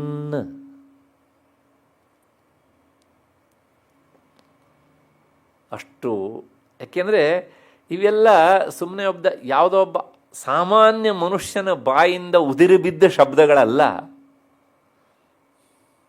ನಾ ಪದೇ ಪದೇ ಹೇಳ್ತೇನೆ, ಇದರ ಹಿಂದೆ ಉಪಾಸಕರಿದ್ದಾರೆ ಅಂತ. ಆ ಉಪಾಸಕರು ಯಾವಾಗಲೂ ಅಷ್ಟೇ, ತಮ್ಮ ಉಪಾಸನೆ ಪರಿಪಕ್ವವಾದ ಸ್ಥಿತಿಗೆ ಬಂದಾಗ, ಅಮ್ಮ ನಾನು ಯಾವುದನ್ನು ಇಟ್ಕೊಂಡು ಉಪಾಸನೆ ಮಾಡಿದನೋ ಆ ಉಪಾಸನಾ ಶಬ್ದದಲ್ಲಿ ನಿಂತು ಲೋಕದ ಜನರನ್ನು ಉಪಕರಿಸಮ್ಮ ಅಂತ ಪ್ರಾರ್ಥನೆ ಮಾಡ್ತಾರೆ ಅವರು. ಇಂಥ ನಿಸ್ವಾರ್ಥ ಭಾವನೆ ಅಲ್ವಾ? ಹಾಗಾಗಿ ಜಪನ್, ಹೀಗೆ ಜಪಿಸಿದರೆ ಅಂದರೆ ಜಪಿಸ್ತಾ ಇರಬೇಕು ಅಂತ ಅರ್ಥ. ಅದು ಸಹ ಪ್ರೆಸೆಂಟ್ ಕಂಟಿನ್ಯೂಯಸ್. ಇಲ್ಲಪ್ಪ ನನಗೆ ಧ್ಯಾನ ಮಾಡೋದು ಕಷ್ಟ, ಯಾಕೆಂದ್ರೆ ಧ್ಯಾನಕ್ಕೆ ಏನು ಬೇಕು? ಮನಸ್ಸು ಏಕಾಗ್ರತೆ ಒಳ್ಬೇಕು. ಜಪಿಸೋದಕ್ಕೆ ಬರೋದೇ ಇಲ್ಲ ಕೆಲವು ಜನರಿಗೆ. ಇನ್ನು ಸ್ತೋತ್ರ ಮಾಡಲಿಕ್ಕೂ ಬರೋದಿಲ್ಲ, ಯಾವುದೂ ಗೊತ್ತಿಲ್ಲ. ಅದೇನು ಆಶ್ಚರ್ಯ ಅಲ್ಲ. ನಮ್ಮಲ್ಲಿ ದೇವಸ್ಥಾನಕ್ಕೆ ಹೋಗಿಬಿಟ್ಟು ಒಬ್ಬರು ಅಂದರೆ ಕೆಲವು ಜನ ಒಂದು ಸ್ತೋತ್ರವನ್ನು ಹೇಳೋಲ್ಲ. ಹೋದ ತಕ್ಷಣ ಜೇಬಿನ ಪಟ್ಟಿ ತೆಗಿತಾರೆ, ಇಷ್ಟು ಬೇಡಿಕೆ ಉಂಟು, ಇಟ್ಟಿದ್ದೇನೆ ನಿನ್ನ ಹತ್ರ. ಕೆಲವು ಜನ ಎದುರಿಗೆ ಒಪ್ಪಿಸ್ತಾರೆ ಪಟ್ಟಿನ, ಇನ್ನು ಕೆಲವು ಹಿಂದ್ಗಡೆ ಹೋಗ್ಬಿಟ್ಟು ಒಪ್ಪಿಸ್ಬಿಟ್ಟು ಗೋಡೆ ಚಚ್ಕೊಳ್ತಾರೆ. ಹೌದಾ? ಅಂದರೆ ಸ್ತೋತ್ರ ಮಾಡಬೇಕು ಅನ್ನೋದು ಗೊತ್ತಿಲ್ಲ, ಬರೋದಿಲ್ಲ. ಯಾಕೆಂದರೆ ಆಚಾರ್ಯರಿದ್ದೇ ಪದ. ಕಥಂ ಅಕೃತ ಪುಣ್ಯ ಪ್ರಭವತಿ. ಒಂದಿಷ್ಟು ಪುಣ್ಯಾಂಶ ಇಲ್ಲೇ ಇದ್ದರೆ ಅವನಿಗೆ ಸ್ತುತಿಸುವ ಬುದ್ಧಿ ಆದರೂ ಹೇಗೆ ಬರುತ್ತಮ್ಮ? ಬರೋದಿಲ್ಲ. ಅವನಿಗೆ ಬರೋದು ಒಂದೇ, ಬೇಡಿಕೆ ಪಟ್ಟಿ ಕೊಡೋದು ಅಲ್ವಾ? ಹೀಗೆ ಯಾವುದೂ ಆಗದೆ ಇದ್ದಾಗ ಏನು ಮಾಡು? ಸಂಪೂಜಯನ್, ಸಮೃದ್ಧಿಯಾಗಿ ಪೂಜೆ ಮಾಡು. ಯಾವ್ಯಾವ ಪುಷ್ಪಗಳಿಂದ ಅರ್ಚನೆ ಮಾಡಬೇಕು ಅಂತ ಸತ್ತ ಮಾಡು. ಗಂಧ, ಧೂಪ, ಈ ಎಲ್ಲವುಗಳಿಂದಲೂ ಸಾಕೆಯನ್ನು ಅರ್ಚಿಸು ಸಗುಣ ರೂಪಕ್ಕೆ. ಹಾಗೆ ನೀನು ಸಗುಣ ರೂಪಕ್ಕೆ ಸಲ್ಲಿಸಿದ ಪೂಜೆಯು ಅಂತಿಮವಾಗಿ ಸಲ್ಲುವುದು ನಿರ್ಗುಣಕ್ಕೆ ಅಂತೆ. ಹಾಗಾಗಿ ಸಂಪೂಜಯನ್. ಇಲ್ಲಪ್ಪ ನಮ್ಮಲ್ಲಿ ದೇವ್ರ ಮನೆಯೇ ಇಲ್ಲ, ಏನು ಪೂಜೆ ಮಾಡೋದಿಲ್ಲ ಬಂತು ಸಾರ್ ಅಂತಂದರೆ, ಈ ಥರ ಸಮಸ್ಯೆ ಎದುರಾದರೆ, ಗೊಂದಲ ಬಂದರೆ ನಮನ್, ನಮಸ್ಕಾರ ಮಾಡು. ಅಲ್ಲ, ದೇವರು ಇದ್ರಲ್ವ ನಮಸ್ಕಾರ ಮಾಡೋದು. ಅದಕ್ಕೆ ಪ್ರಶ್ನೆ, ಅವನು ಎಲ್ಲಿಲ್ಲ, ಅವಳು ಎಲ್ಲಿಲ್ಲ ಅಲ್ವಾ? ಆ ಆಕಾರ ಮನಸ್ಸಿಗೆ ತಂದುಕೊಂಡ್ರಾಯ್ತು, ನಮಸ್ಕಾರ ಮಾಡಿದ್ರಾಯ್ತಪ್ಪ. ಇದು ಅತ್ಯಂತ ಹೈ ಲೆವೆಲಿಂದು. ಎಲ್ಲ ಕಡೆಗೂ ಸಹ ಇದ್ದ ಮೇಲೆ ನೀವು ಆ ದಿಕ್ಕು ಈ ದಿಕ್ಕು, ಪಶ್ಚಿಮ ದಿಕ್ಕಿಗೆ ಆಗೋದಿಲ್ಲ, ದಕ್ಷಿಣ ದಿಕ್ಕಿಗೆ ಆಗೋದಿಲ್ಲ, ಇದೆಲ್ಲ ಭ್ರಮೆ. ಯಾಕೆಂದರೆ ವಿಶ್ವತಶ್ಚಕ್ಷು ವಿಶ್ವತೋ ಮುಖೋ. ಅವನು ವಿಶ್ವತೋ ಮುಖ ಅಂತ ಆದಮೇಲೆ ನಾವು ಎಲ್ಲಿ ನಮಸ್ಕಾರ ಮಾಡಿದ್ರು ಸಹ ಗೊತ್ತಾಗತ್ತೆ. ಯಾವ ಕಡೆಗಾರೋನಿಲ್ಲ. ಅದೂ ಬೇಡವಾ, ಮೇಲೆ ನೋಡ್ರಿ, ನಮಸ್ಕಾರ ಮಾಡಿ ಅಲ್ವಾ? ನಾವು ಸಾಮಾನ್ಯ ಹಾಗೆ ಮಾಡೋದು. ಭಗವಂತ ಏನು ಮಾಡ್ತಾನೆ ಮಾಡಲಿ ಅಂತ ಯಾರು ಹಿಂಗೆ ಹೇಳೋದಿಲ್ಲ. ಮಾಡ್ತಾರಾ? ನಮ್ಮ ಅಂತಃಪ್ರಜ್ಞೆಗೆ ಗೊತ್ತು ಅವನು ಮೇಲಿದ್ದಾನೆ, ಅವಳು ಮೇಲಿದ್ದಾಳೆ ಅಂತ. ಅದರ ಆಚರಣೆ ಮಾಡಬೇಕು, ನಮಗೆ ಇಂಥ ಸಂಶಯಗಳು ಬಂದ್ಬಿಡುತ್ತೆ. ಹಾಗಾಗಿ ನಮನ್, ನಮಸ್ಕಾರ ಮಾಡ್ತಾ. ಅಲ್ಲಿ ಎಷ್ಟು ಹೇಳ್ದಂಗಾಯಿತು? ಸ್ತುವನ್, ಧ್ಯಾಯನ್, ಜಪನ್, ಸಂಪೂಜಯನ್, ಮತ್ತೆ ನಮನ್. ಎಷ್ಟಾಯ್ತಪ್ಪ? ಏನು ಕಷ್ಟನಪ್ಪ. ನಾವು ಇದಕ್ಕೂ ಲೆಕ್ಕಾಚಾರ ಮಾಡ್ತೇವೆ ನಾವು. ಹೀಗೆ ಮಾಡಿದರೆ ಅಕ್ಷಯ್ಯಂ ಅಶ್ನುತೆ. ಅಶ್ನುತೆ ಅಂದರೆ ಅನುಭವಿಸ್ತಾನೆ. ಕ್ಷಯ ಆಗದೇ ಇರುವಷ್ಟು, ಅನುಭವಿಸಿ ಮುಗಿಸೋದಕ್ಕೆ ಆಗದೇ ಇರುವಷ್ಟು ಫಲವನ್ನು ಅನುಭವಿಸ್ತಾನೆ. ಯಾವ್ಯಾವುದಪ್ಪ? ಶೀಘ್ರಂ, ಅದು ತಡ ಆಗೋಲ್ಲ. ಅನ್ನಪಾನಾದಿ ಸರ್ವಶಃ. ಅನ್ನ ಅಂದರೆ ಅಕ್ಕಿಯಿಂದ ಬೇಯಿಸಿದ್ದಷ್ಟೇ ಅನ್ನ ಅಂತಲ್ಲ. ಅದ್ಯತೆ ಅತ್ತಿಚ ಭೂತಾನಿ ತಸ್ಮಾತ್ ಅನ್ನಂ ತದುಚ್ಯತೆ. ನಾವು ಏನೇನು ತಿಂತೇವೋ ಅದೆಲ್ಲವುದಕ್ಕೂ ಹೆಸರು ಅನ್ನ. ನೀವು ಗೋಧಿ ರೊಟ್ಟಿನಾದರೂ ತಿನ್ನಿರಿ, ಜೋಳದ ರೊಟ್ಟಿನಾದರೂ ತಿನ್ನಿರಿ, ಅಕ್ಕಿ ಬೇಯಿಸಿ ಅನ್ನ ಮಾಡ್ಕೊಂಡಾರು ತಿನ್ನಿರಿ, ಇಲ್ಲ ಜೋಳದವನ್ನು ತಂದುಬಿಟ್ಟು ಬೇಯಿಸ್ಬಿಟ್ಟು ಜೋಳದ ಪೆಟ್ಟೆ ಅಂತ ಕರೀತಾರಲ್ಲ ಅದನ್ನಾರು ತಿನ್ನಿರಿ. ಏನೇನು ತಿಂತೇವೋ ಅದೆಲ್ಲದಕ್ಕೂ ಹೆಸರು ಅದ್ಯತೆ ಇತಿ ಅನ್ನಂ. ನಮ್ಮಿಂದ ಯಾವ್ದು ತಿನ್ನಲ್ಪಡುತ್ತೋ ಅದೆಲ್ಲದಕ್ಕೂ ಹೆಸರು ಒಂದೇ, ಅನ್ನ ಅಂತ. ಸರಿ, ಒಂದಿವ್ಸ ರಾತ್ರಿನೇ ಊಟನೇ ಮಾಡೋದಿಲ್ಲಪ್ಪ, ಒಂದಿಷ್ಟು ಹಣ್ಣು ತಿಂತಾನೆ, ಅದೇ ಅನ್ನ. ತಿಂತೀರೋ ಇಲ್ವೋ ಅಷ್ಟೇ, ಮುಗಿದೋಯ್ತು. ತಿಂದಿದ್ದೆಲ್ಲ ಅನ್ನ. ಮತ್ತು ಮುಂದಿನದು ಪಾನ. ಏನೇನು ಕುಡಿತೇವೋ ಅದೆಲ್ಲವೂ ಸಮೃದ್ಧಿಯಾಗಿ ಸಿಗತ್ತೆ ಅಂತ. ಅನ್ನಪಾನಾದಿ. ಇನ್ನು ಆದಿ ಶಬ್ದದಿಂದ ಬೇರೆ ಬೇರೆ ಎಲ್ಲದು ಅಂದರೆ ಸಿಹಿ ಭಕ್ಷ್ಯಗಳು ಇತ್ಯಾದಿ ಇತ್ಯಾದಿ ಎಲ್ಲ, ಇದನ್ನೆಲ್ಲವನ್ನು ಸಹ ಯಾವಾಗಲೂ ಕೊಡ್ತಾಳೆ ಅವಳು. ನಮ್ಮ ಹಳ್ಳಿಯ ಸ್ತ್ರೀಯರು, ಮುಗ್ಧ ತಾಯಿಂದರು ಒಂದು ಹಾಡು ಹೇಳ್ತಾರೆ ಈ ನವರಾತ್ರಿ ಸಂದರ್ಭದಲ್ಲಿ. ಇಂಥ ಈ ಜಗನ್ಮಾತೆ ಹತ್ರ ವರವ ಕೊಡೆ ತಾಯಿ ವರವ ಕೊಡೆ ಅಂತ. ಅಲ್ಲಿ ಏನು ಕೇಳ್ತಾರೆ ಅಂದರೆ, ಉಂಡುಂಡು ದಣಿವಂಥ ವರವ ಕೊಡೆ ಅಂತ. ನಾನು ದಣಿಬೇಕು, ಕೆಲಸ ಮಾಡಿ ಅಲ್ಲ.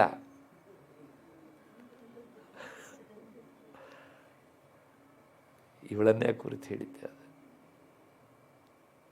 ಆ ಕನ್ನಡದ ಶಬ್ದಗಳಿಗೆ ಸಂವಾದಿಯಾಗಿ ಉಂಟು ನೋಡಿ. ಏನು ಅಂದರೆ, ಶೀಘ್ರಂ ಅನ್ನಪಾನಾದಿ ಸರ್ವಶಃ. ಎಲ್ಲವನ್ನೂ ಸಹ ಕೊಡ್ತಾಳೆ, ವಿಳಂಬ ಮಾಡದೆ ಅಂತ. ಅಷ್ಟು ಹಿನ್ನೆಲೆಯಲ್ಲಿ ಇದು ಅದರ ಫಲಶ್ರುತಿ. ಶಾಕಂಭರಿ ದೇವಿಯನ್ನು ಆರಾಧನೆ ಮಾಡುವವರಿಗೆ ಅನ್ನದ ಕೊರತೆಯಾಗುವುದಿಲ್ಲ. ಆದಿ ಶಬ್ದದಿಂದ ಬಟ್ಟೆ ಕೊರತೆ ಆಗುವುದಿಲ್ಲ. ಎಲ್ಲ ತಗೊಳ್ಬೇಕು. ನನಗೆ ಈ ಮಾತನ್ನು ಹೇಳುವಾಗ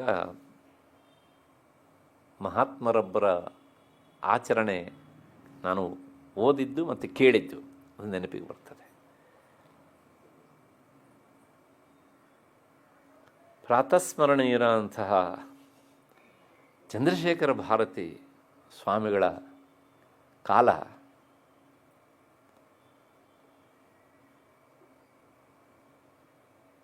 ಒಬ್ಬಾತ ಬಂದಿದ್ದಾನೆ, ಪರಮ ಭಕ್ತ, ಅದಕ್ಕಿಂತ ಹೆಚ್ಚು ದರಿದ್ರ, ಬಡವ.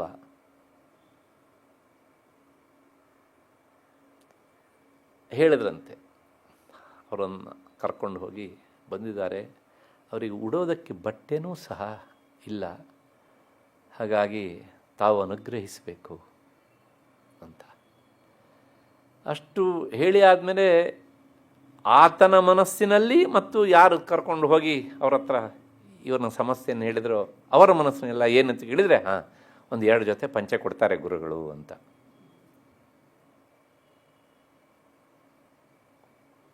ಏನೂ ಕೊಡಲಿಲ್ಲ ಅವರು. ಒಳಗೆ ಕರೆದು ಅವನನ್ನು ಒಂದು ಮಂತ್ರವನ್ನು ಹೇಳಿ, ಇದನ್ನು ಜಪಿಸಪ್ಪ, ಸರಿ ಹೋಗುತ್ತೆ.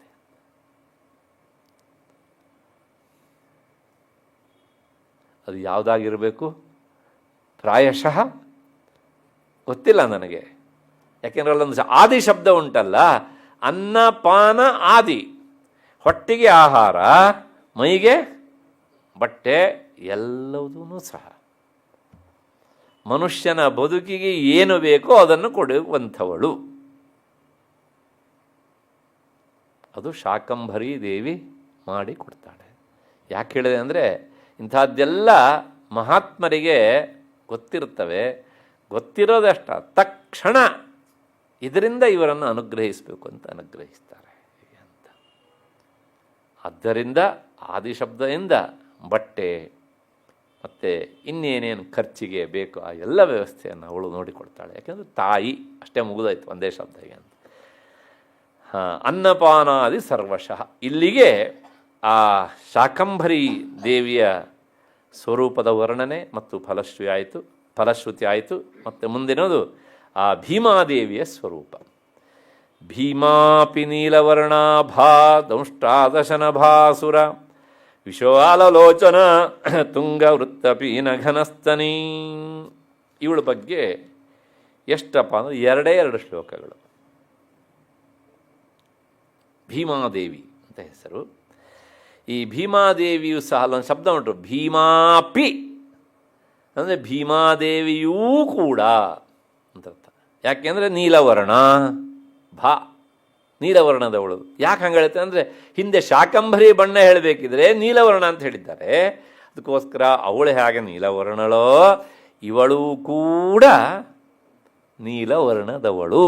ಹಾಗಾಗಿ ಭೀಮಾಪಿ ನೀಲವರ್ಣಾಭ, ಆ ನೀಲ ಬಣ್ಣದಿಂದ ಶೋಭಿಸುವಂಥವಳವಳು. ಮತ್ತು ದಂಷ್ಟ್ರಾದಶನ ಭಾಸುರ, ಕೋರೆ ಹಲ್ಲುಗಳು ಅವಳಿಗೆ. ಏಕೆಂದರೆ ಹೆಸರೇ ಭೀಮ, ಅದರಿಂದ ಸ್ವಲ್ಪ ಭಯಾನಕವಾದಂಥ ರೂಪ. ಕೋರೆ ಹಲ್ಲುಗಳಿಂದಲೂ ಸಹ ಆ ಹಲ್ಲುಗಳು ಅತ್ಯಂತ ಪ್ರಖರವಾಗಿ ಬೆಳಗ್ತಾ ಇವೆ. ಮತ್ತು ಹೇಗಿದ್ದಾಳೆ ಅಂದರೆ ವಿಶಾಲ ಲೋಚನ, ಕಿವಿಗಳವರೆಗೆ ಚಾಚಿಕೊಂಡ ಕಣ್ಣುಗಳು, ಅಷ್ಟು ಸುದೀರ್ಘವಾದಂತಹ ಕಣ್ಣುಗಳು. ಸಾಮಾನ್ಯವಾಗಿ ಜಗನ್ಮಾತೆಯನ್ನು ಹೇಳಬೇಕಿದ್ರೆ ಅವಳನ್ನು ಹೇಳೋದು ಹಾಗೆ, ನೀಳವಾದ ಕಣ್ಣು ಅಂತ. ದೃಶಾದ್ರಾಘೀಯಸ್ಯ, ಉದ್ದವಾದ ಕಣ್ಣು. ಯಾಕೆ ಉದ್ದವಾದದ್ದು ಅಂದರೆ ಅಲ್ಲ ಹೇಳ್ತಾರೆ ಆಚಾರ್ಯರು, ದವೀಯಾಂಸಂ, ಭಕ್ತನಾದ ನಾನು ಬಹಳ ದೂರ ಇದ್ದುಬಿಟ್ಟಿದ್ದೇನೆ, ಫಿಸಿಕಲಿ ಅಲ್ಲ ಮೆಂಟಲಿ. ಹಾಗೆ ದೂರದಲ್ಲಿ ಇದ್ದವ್ರು ನೋಡಬೇಕಿದ್ರೆ ನಿನಗೆ ಉದ್ದವಾದ ಕಣ್ಣು ಬೇಕೋ ಬೇಡವೋ ತಾಯಿ? ಹಾಗಾಗಿ ನಿನಗೆ ನೀಳವಾದ ಕಣ್ಣು. ಯಾಕೆಂದರೆ ನಮ್ಮಂತಹ ಎಡಬಿಡಂಗಿಗಳಿರ್ತಾರಲ್ಲ, ಇಂಥವ್ರನ್ನ ಎಲ್ಲಿದ್ದರೂ ಸಹ ನೀನು ನೋಡಬೇಕು. ಅದಕ್ಕೋಸ್ಕರ ನಿನಗೆ ಏನಾಗಿರಬೇಕು? ನೀಳವಾದ ಕಣ್ಣಿರಬೇಕಮ್ಮ. ಅವರ ಪ್ರಾರ್ಥನೆ ಹೀಗೆ ಅಂತ. ಹೀಗಾಗಿ ವಿಶಾಲ ಲೋಚನ, ದೀರ್ಘವಾದಂಥ ಕಣ್ಣು. ಇನ್ನು ಅವಳ ವಕ್ಷಸ್ಥಳದ ವಿಚಾರ, ತುಂಗ ವೃತ್ತ ಪೀನ ಘನಸ್ತನಿ. ನಿನ್ನೆ ಈ ವಿಚಾರವನ್ನು ನಾನು ಹೇಳಿದ್ದೇನೆ. ಈ ರೀತಿಯಾದಂಥ ಅವಳ ವಕ್ಷಸ್ಥಳ ಅಂದರೆ ಅವಳ ಆ ಜಗದಂಬೆ ಜಗನ್ಮಾತಾ ಎನ್ನುವಂಥ ಬಿರುದು ಪತ್ತಂಥ ಅವಳಿಗೆ ತನ್ನ ಭಕ್ತರಿಗೆ ಸ್ತನ್ಯಪಾನ ಮಾಡಿಸಬೇಕಿದ್ರೆ ಆ ವಿರಾಟ್ ರೂಪದಲ್ಲಿರುವಂಥವಳು ಹೇಗಿರಬೇಕು ಅನ್ನೋದನ್ನು ವರ್ಣಿಸುವಂತಹ ಶಬ್ದ. ಅಲ್ಲಿ ಒಂದು 4 ಶಬ್ದಗಳಿವೆ. ಅತ್ಯಂತ ತುಂಗ, ಉನ್ನತವಾದಂಥ ವಕ್ಷಸ್ಥಳ, ವೃತ್ತಾಕಾರವಾಗಿರುವಂಥದ್ದು, ಪೀನ ಅಷ್ಟೇ ದೃಢವಾದಂಥದ್ದು, ಘನಸ್ತನಿ ನಿಬಿಡವಾದಂಥದ್ದು, ಹೀಗೆ ಅಂತ ಆಯಿತು. ಇಷ್ಟಾದಮೇಲೆ ಮುಂದಿನದು ಅವಳ ಕೈಯಲ್ಲಿ ಏನೇನಿದೆ ಅಂತಂದರೆ ಚಂದ್ರಹಾಸ. ಚಂದ್ರಹಾಸ ಅಂತ ದೇವಿಯ ಕೈಯಲ್ಲಿರುವ ಖಡ್ಗಕ್ಕೆ ಹೆಸರು. ಹಾಗಾಗಿ ಚಂದ್ರಹಾಸ ಅದನ್ನು ಹಿಡಿದಿದ್ದಾಳೆ. ಮತ್ತು ಇಲ್ಲಿ ಮುಂದ್ಗಡೆ ಡಮರು. ಡಮರು ಅಂದರೆ ಗೊತ್ತಲ್ಲ, ಚಿಕ್ಕದಾದಂತಹ ಈ ಮೃದಂಗ ಥರ ಇರುವಂತಹದ್ದು, ಅದು ಒಂದೇ ಕೈಯಲ್ಲಿ ಹೀಗೆ ನುಡಿಸುವಂತಹದ್ದು ಡಮರು. ಅದನ್ನು ಹಿಡಿದಿದ್ದಾಳೆ. ಯಾಕೆಂದರೆ ಅದು ಶಬ್ದಸ್ವರೂಪ, ಹೊರಹಾಕುವಂಥದ್ದು ಅದು. ಆಮೇಲೆ ಶಿರಃಪಾತ್ರಂ. ಶಿರಃ ಇಲ್ಲೇನುಂಟು? ಅದೇ ನರಕಪಾಲ, ಮನುಷ್ಯನ ತಲೆಬುರುಡೆ, ಸ್ಕಲ್ಲು, ಅದನ್ನು ಹಿಡಿದಿದ್ದಾಳೆ. ಅದಾದಮೇಲೆ ಪಾತ್ರಂ, ಈ ಕೈಯಲ್ಲಿ ಏನುಂಟು? ಪಾನಪಾತ್ರೆ. ಹಿಂದೆ ನಿನ್ನೇನು ಬಂದಿತ್ತು ಮೊನ್ನೆ, ಆ ಪಾತ್ರೆಯನ್ನು ಅವಳು ಹಿಡಿದಿದ್ದಾಳೆ. ಇವಿಷ್ಟನ್ನು ಬಿಭ್ರತಿ. ಇದರಿಂದ ಏನು ಗೊತ್ತಾಗುತ್ತೆ ನಮಗೆ? ಅವಳು ಎಷ್ಟು ಕೈ? 4 ಕೈಗಳು ಅಂತ. ಕೈ ಮತ್ತು ಹೇಳಲಿಲ್ವಲ್ಲ ಅಂತ ಹೇಳುವಂತಿಲ್ಲ. ಈ ಆಯುಧಗಳನ್ನು ಹೇಳುವುದರ ಮೂಲಕವೇ ಆಯುಧಗಳನ್ನು ಹಿಡಿಯೋದಕ್ಕೆ ಕೈಗಳು ಬೇಕು. ಒಟ್ಟು ಎಷ್ಟಾಯಿತು? 4 ಹೇಳಿ ಆಯಿತು. ಅದು 4 ಕೈಗಳು ಅಂತ. ಇನ್ನು ಅವಳ ಮುಖಮಂಡಲ ಹೇಗುಂಟು ಅಂದರೆ ತೇಜೋಮಂಡಲ ದುರ್ಧರ್ಷ. ಮತ್ತು ಅವಳ ಹೆಸರೇ ಭೀಮಾದೇವಿ ಆದ್ದರಿಂದ ಅಂಥ ಪ್ರಖರವಾದ ತೇಜಸ್ಸು. ಅದರಿಂದ ದುರ್ಧರ್ಷ, ಅದನ್ನು ನೋಡಲಿಕ್ಕೆ ಆಗೋದಿಲ್ಲ, ಅಷ್ಟು ಪ್ರಖರವಾದ ಕಿರಣಗಳು ಅವಳ ಮುಖದಲ್ಲಿ. ಅಂತಹ ಮುಖದಿಂದ ಕೂಡಿದವಳು ಭೀಮಾದೇವಿಯಾದರೂ ಆಗಿರಲಿ, ಶಾಕಂಭರಿಯಾದರೂ ಆಗಿರಲಿ, ನಂದಾ ಭಗವತಿಯಾದರೂ ಆಗಿರಲಿ, ಅಥವಾ ಚಂಡಿಕಾ ಪರಮೇಶ್ವರಿ ಆಗಿರಲಿ, ದೇವಿಯ ಮುಖವನ್ನು ನೋಡುವ ಸಾಹಸ ಮಾಡಲಿಕ್ಕೆ ಹೋಗಬಾರದು. ಅಂದರೆ ಅವಳ ಮುಖದಲ್ಲಿ ದೃಷ್ಟಿಯನ್ನಿಟ್ಟು ಧ್ಯಾನ ಮಾಡಬಾರದು.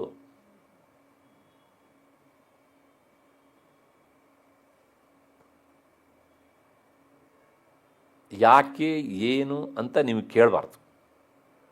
ಹಾಗಿದ್ರೆ ಅವಳ ನಮಸ್ಕಾರ ಮಾಡಬೇಕಿದ್ರೆ ಒಮ್ಮೆ ನೋಡೋದು, ಧ್ಯಾನ ಮಾಡುವುದು, ಜಪಿಸಬೇಕಿದ್ರೆ ಅವಳ ಪಾದವನ್ನು ಸ್ಮರಣೆ ಮಾಡ್ತಾ ಮಾಡಬೇಕು. ಆಚಾರ್ಯರು ಇದನ್ನೆಲ್ಲ ಬಹಳ ರಹಸ್ಯವಾಗಿ ಹೇಳ್ತಾ ಹೋಗ್ತಾರೆ ಅಂತ. ನಮ್ಮ ದೃಷ್ಟಿ ಇರಬೇಕಾದದ್ದೆಲ್ಲಿ? ಅವಳ ಪಾದದಲ್ಲಿ. ನಮ್ಮ ದೃಷ್ಟಿ ಅವಳ ಪಾದದಲ್ಲಿ ಇದ್ದರೆ ಅವಳ ದೃಷ್ಟಿ ನಮ್ಮ ಮೇಲೆ ಬೀಳ್ತದೆ. ಮಹಾತ್ಮರ ಮುಖವನ್ನು ನೋಡ್ಲಿಕ್ಕೆ ಹೋಗಬಾರ್ದು, ಮಹಾತ್ಮರ ಪಾದವನ್ನು ನೋಡಬೇಕು ನಾವು. ಹಾಗಾಗಿ ಅಲ್ವ ನಾವು ನಮೋ ನಮಃ ಶ್ರೀ ಗುರು ಪಾದುಕಾಭ್ಯಾಂ, ನಮೋ ನಮಃ ಶ್ರೀ ಅವ್ರ ಮುಖಕ್ಕೆ ಹೇಳ್ತೇವೆ ನಾವು. ನೋಡು ಒಂದ್ಸಲ, ಆಮೇಲೆ ಅಲ್ಲಿ ಮಾಡು. ನಮಗೊಂದು ಸಂದೇಶ ಉಂಟು. ಏನು ಅಂದರೆ ಮಹಾತ್ಮರಾದವರ ಮುಖವನ್ನು ಅಷ್ಟು ನೋಡು, ಆಮೇಲೆ ಪಾದವನ್ನು ಹಿಡ್ಕೋ ಅಂತ. ಅಷ್ಟು ಹಿನ್ನೆಲೆಯಲ್ಲಿ ಹೇಗೆ ಅಂತಂದರೆ ತೇಜೋ, ಯಾಕೆಂದರೆ ಅದನ್ನು ನೇರವಾಗಿ ಇಲ್ಲಿ ಹೇಳುತ್ತೆ ಈ ಶಬ್ದ. ಅವಳನ್ನು ನೋಡ್ಲಿಕ್ಕೆ ಹೋಗಬೇಡಪ್ಪ, ನಿನ್ನ ಹತ್ರ ನೋಡೋದಕ್ಕಾಗೋದಿಲ್ಲ. ಮಧ್ಯಾಹ್ನದ ಸೂರ್ಯನನ್ನು ಯಾವನಾರು ನೋಡೋದಕ್ಕಾಗುತ್ತಾ? ಇಲ್ಲ ತಾನೆ. ಹಾಗೆ ಆ ಪ್ರಖರತೆ ಅವಳ ಮುಖದಲ್ಲಿ ಉಂಟು. ದೃಷ್ಟಿಯನ್ನು ಕಳ್ಕೊಂಡು ಬಿಟ್ಟಿಯೇ, ನೋಡ್ಲಿಕ್ಕೆ ಹೋಗಬೇಡ. ಯಾವ ದೃಷ್ಟಿ? ಹೊರದೃಷ್ಟಿಯೂ ಹೌದು, ಅಂತರ್ದೃಷ್ಟಿಯೂ ಹೌದು. ಅದನ್ನು ಕಳ್ಕೊಳ್ಬೇಡ. ಹಾಗಾಗಿ ನೋಡುವ ಸಾಹಸಕ್ಕೆ ಕೈ ಹಾಕಬೇಡ, ಯಾಕೆಂದರೆ ಅದು ದುರ್ಧರ್ಷ. ಮತ್ತು ಭ್ರಾಮರಿ ಅವಳ ಹೆಸರು, ಇಲ್ಲಿಗೆ ಮುಗಿದೋಯ್ತು. ಅಲ್ಲಿಗೆ ನಮ್ಮ ಏಕವೀರ ಕಾಲರಾತ್ರಿ ಚಂದ್ರಹಾಸ, ಒಂದು ಸಾಲು ಜಂಪ್ ಆಗೋಯ್ತು ಅಂತ ಕಾಣುತ್ತೆ, ಕ್ಷಮಿಸಿ. ಪಾನಪಾತ ತುಂಗ ವೃತ್ತ ಪೀನ ಘನಸ್ತನಿ ಚಂದ್ರಹಾಸಂ ಡಮರುಂ ಶಿರಃ ಪಾತ್ರಂ ಬಿಭ್ರತಿ. ಇಂತಹ ಈ ಭೀಮಾದೇವಿ ಹೇಗಿದ್ದಾಳೆ ಅಂದರೆ ಏಕವೀರ, ಜಗದೇಕ ವೀರಳವಳು. ಅವಳನ್ನು ಹಿಂದಿಕ್ಕುವ ಇನ್ನೊಬ್ಬ ಧೀರಳು ವೀರಳು ಇಲ್ಲ. ಆದ್ದರಿಂದ ಅವಳು ಏಕವೀರಳು ಅಂತ ಅರ್ಥ. ಇದು ಒಂದರ್ಥ ಏಕವೀರ ಅನ್ನೋದಕ್ಕೆ. ಅದಕ್ಕೆ ಇನ್ನೊಂದು ಅರ್ಥ ಏನಂತ ಕೇಳಿದರೆ, ಏಕವೀರ ಅಂದರೆ ಲೋಕೋತ್ತರ ವೀರ್ಯವತಿ. ಅವಳಿಗೆ ಅವಳೇ ಸಾಟಿ, ಅವಳಿಗೆ ಉಪಮಾನ ಇಲ್ಲ. ಅವಳ ಪರಾಕ್ರಮ ಹೇಗುಂಟು ಅಂದರೆ ಅದಕ್ಕೆ ಉಪಮಾನ ಇಲ್ಲ, ಹಾಗಿದ್ದಾಳೆ. ಇದು ಒಂದರ್ಥ ಸಹಜವಾಗಿ. ಇನ್ನೊಂದು ಅರ್ಥ ಉಂಟು ಸ್ವಾರಸ್ಯ. ಏನು ಅಂದರೆ ಪತಿಪುತ್ರವತಿ ವೀರ. ಸಾಮಾನ್ಯ ಒಬ್ಬ ಗೃಹಿಣಿಗೆ ಹೇಳಬೇಕಿದ್ರೆ ಹೇಗೆ ಹೇಳಬೇಕು ಅಂದರೆ ಇದನ್ನು ಪತಿ ಪುತ್ರವತಿ, ಪತಿಯಿಂದ ಮತ್ತು ತನ್ನ ಮಕ್ಕಳಿಂದ ಕೂಡಿದಂಥ ಗೃಹಿಣಿಗೂ ಸಹ ಹೆಸರುಂಟು. ಏನು? ವೀರಾ, ಮಹಿಳಾ ಅಂತ ಅರ್ಥ. ಹಾಗಾಗಿ ಇವಳು ಅಂಥವಳು ಅಂತ ಅರ್ಥ. ಹಾಗಾಗಿ ವೀರ ಅಂತ. ಇಂಥವರೇ ನಿಜವಾದ ಅರ್ಥದಲ್ಲಿ ಸುವಾಸಿನಿಯರು. ಬರೇ ಪತಿಪುತ್ರವತಿ ಆದರೂ ಸಾಲದು, ಏನಾಗಿರಬೇಕು? ವೀರಳು ಆಗಿರಬೇಕು. ಹೇಗಿರಬೇಕು ಅಂದರೆ ಏಕವೀರ. ಅವಳು ಪರಾಕ್ರಮದ ಎದುರಿನಲ್ಲಿ ಅವಳೇ ಸಾಟಿ, ಬೇರೆ ಯಾರೂ ಸಾಟಿ ಅಲ್ಲ ಹೀಗೆ ಅಂತ. ಅಂಥವನ್ನೇ ಶಾಸ್ತ್ರ ಏಕವೀರ ಅಥವಾ ವೀರ ಅಂತ ಕರೆದಿದೆ. ಗುರುಕಲಾ ಅಂತ ಒಂದು ಗ್ರಂಥ, ಅಲ್ಲಿ ಒಂದು ಮಾತು ಬರ್ತದೆ. ಏನು ಅಂದರೆ ಸುರಾಸುರೇಂದ್ರ ಪ್ರಜಾಚ್ಯುತಾದಯೋಪಿ ಯೇ ಮೃತೇ ವಶಂ ವದ ನ ತತ್ ಸ್ತ್ರೀಯ ಸುವಾಸಿನಿ ಪದ ಸ್ಪೃಶ. ನಮ್ಮಲ್ಲಿ ಸುರರು ಅಸುರರು ಅವರವ್ರ ರಾಜರುಗಳು ಎಲ್ಲರೂ ಸಹ ಆದವರೇ, ಅವರೆಲ್ಲರೂ ಸಹ ಹೋಗಿಬಿಟ್ಟಿದ್ದಾರೆ. ಅಂದರೆ ಮೃತ್ಯುವ್ರನ್ನೆಲ್ಲರನ್ನೂ ಸಹ ಕಬಳಿಸಿಬಿಟ್ಟಿದ್ದಾನೆ. ಆಚಾರ್ಯ ಶಂಕರರು ಈ ಮಾತನ್ನು ಹೇಳ್ತಾರೆ ಸೌಂದರ್ಯ ಲಹರಿಯಲ್ಲಿ, ನೀರಾಜನ ವಿಧಿಂ ಅಂತ. ಯಾಕೆ ನಿನ್ನ ಪತಿಯಾದ ಪರಶಿವನಿಗೆ ಮರಣ ಇಲ್ಲ ಅಂದರೆ ಅದಕ್ಕೆ ಕಾರಣ ನಿನ್ನ ಓಲೆ. ಯಾಕೆಂದರೆ ನಿನಗೆ ಮರಣ ಇಲ್ಲ, ನೀನು ವೀರಳು ಅಂತ ಅಲ್ಲಿ ಹಾಗೆ ಹೇಳ್ತಾರೆ. ಇಲ್ಲಿ ಬೇರೆ ರೀತಿಯಾಗಿ ಹೇಳುತ್ತೆ ಅದು. ಅಂದರೆ ಇವರೆಲ್ಲರೂ ಸಹ ಏನಾಗ್ತಾರೆ ಅಂದರೆ ಸಾವಿಗೆ ತುತ್ತಾಗಿ ಬಿಡ್ತಾರೆ. ಚತುರ್ದಶ ಈ ಭೂಲೋಕಗಳೇ ನಾಶವಾಗಿ ಹೋಗ್ತವೆ. ಇನ್ನು ಅಲ್ಲಿದ್ದವ್ರು ನಾಶ ಆಗದೆ ಇರ್ತಾರಾ? ಇಲ್ಲ, ನಾಶವಾಗಿ ಹೋಗ್ತಾರೆ. ಅವರೆಲ್ಲರೂ ಮೃತೇ ವಶಂವದ. ಮೃತೆ ಅಂದರೆ ಮರಣ, ಮೃತ್ಯುದೇವತೆಗೆ ವಶವಾಗ್ತಾರೆ. ಆದರೆ ನ ತತ್ ಸ್ತ್ರೀಯ ಸುವಾಸಿನಿ ಪದ ಸ್ಪೃಶ. ಆದರೆ ಆ ಮೃತ್ಯುದೇವತೆಗೂ ಸಹ ಸುವಾಸಿನಿ ಅಂತ ಕರೆಸ್ಕೊಳ್ಳುವಂಥ ಆ ವೀರನಾರಿಯರ ತಂಟಿಗೆ ಹೋಗುವುದಿಲ್ಲ. ಯಾಕೆ? ನಿನ್ನನ್ನು ಆರಾಧಿಸುವವರು ಅಂತ. ನಿನಗೆ ಆ ಟೈಟ್ಲ್ ಅಲ್ವಾ, ಆ ಬಿರುದಲ್ವಾ, ಹಾಗಾಗಿ ಅವರು ಸಹ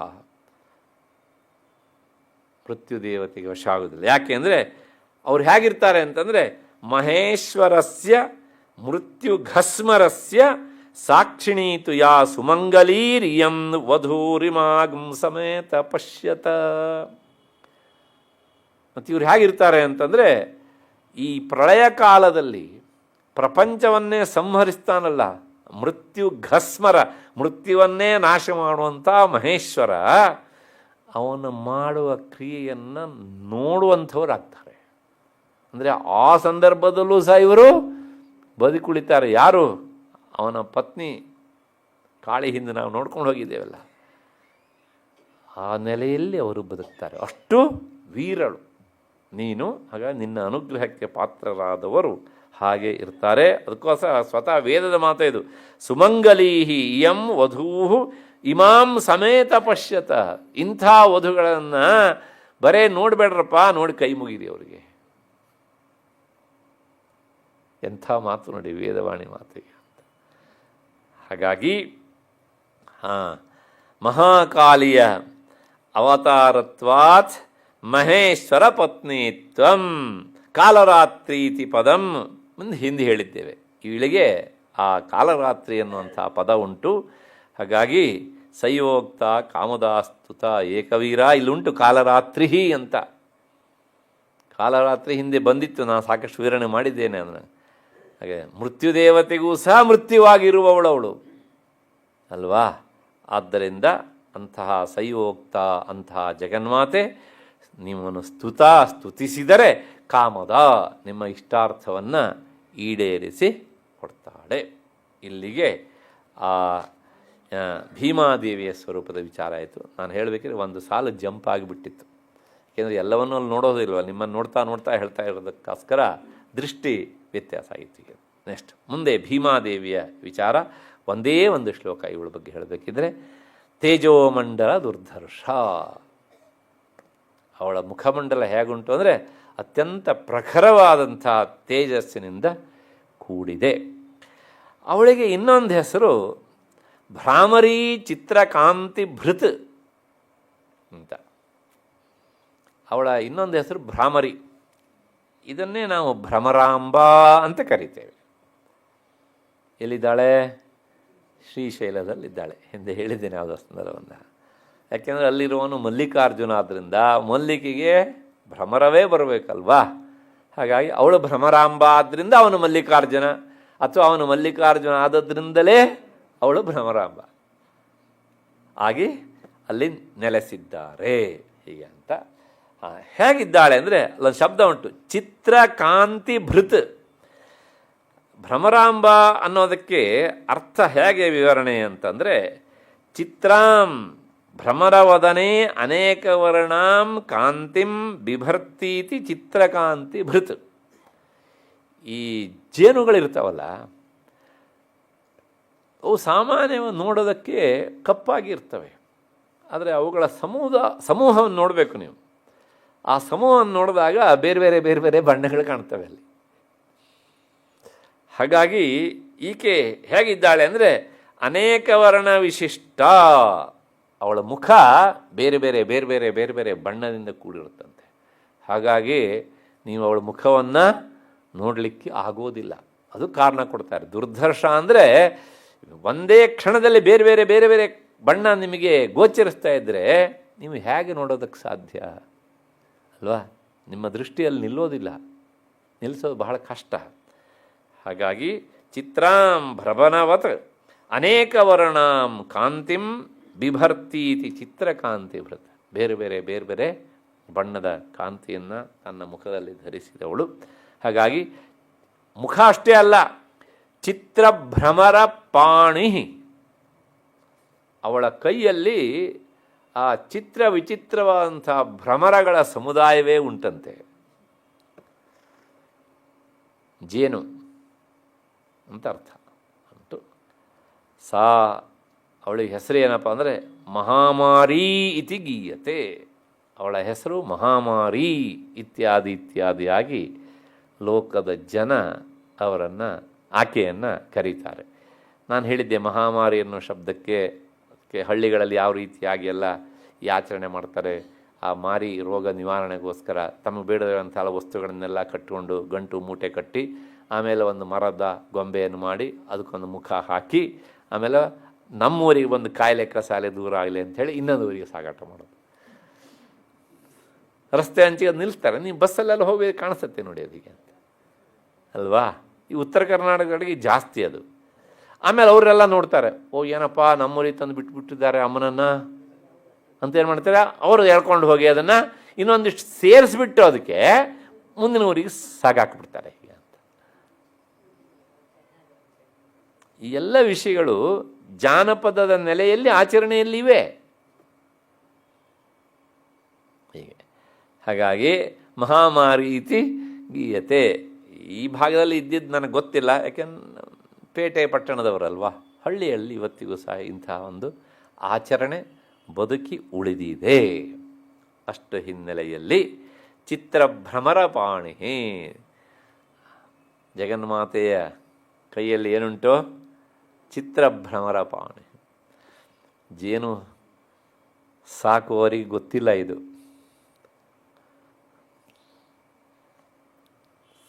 ಹಾಗೆ ಸಾಕುವವರಿಗೆ ಇದು ಗೊತ್ತಿದ್ದರೆ ಅವಳ ಅನುಗ್ರಹಕ್ಕೆ ಇದು ಅತ್ಯಂತ ಪೂರಕವಾದಂತಹ ಒಂದು ಶ್ಲೋಕ.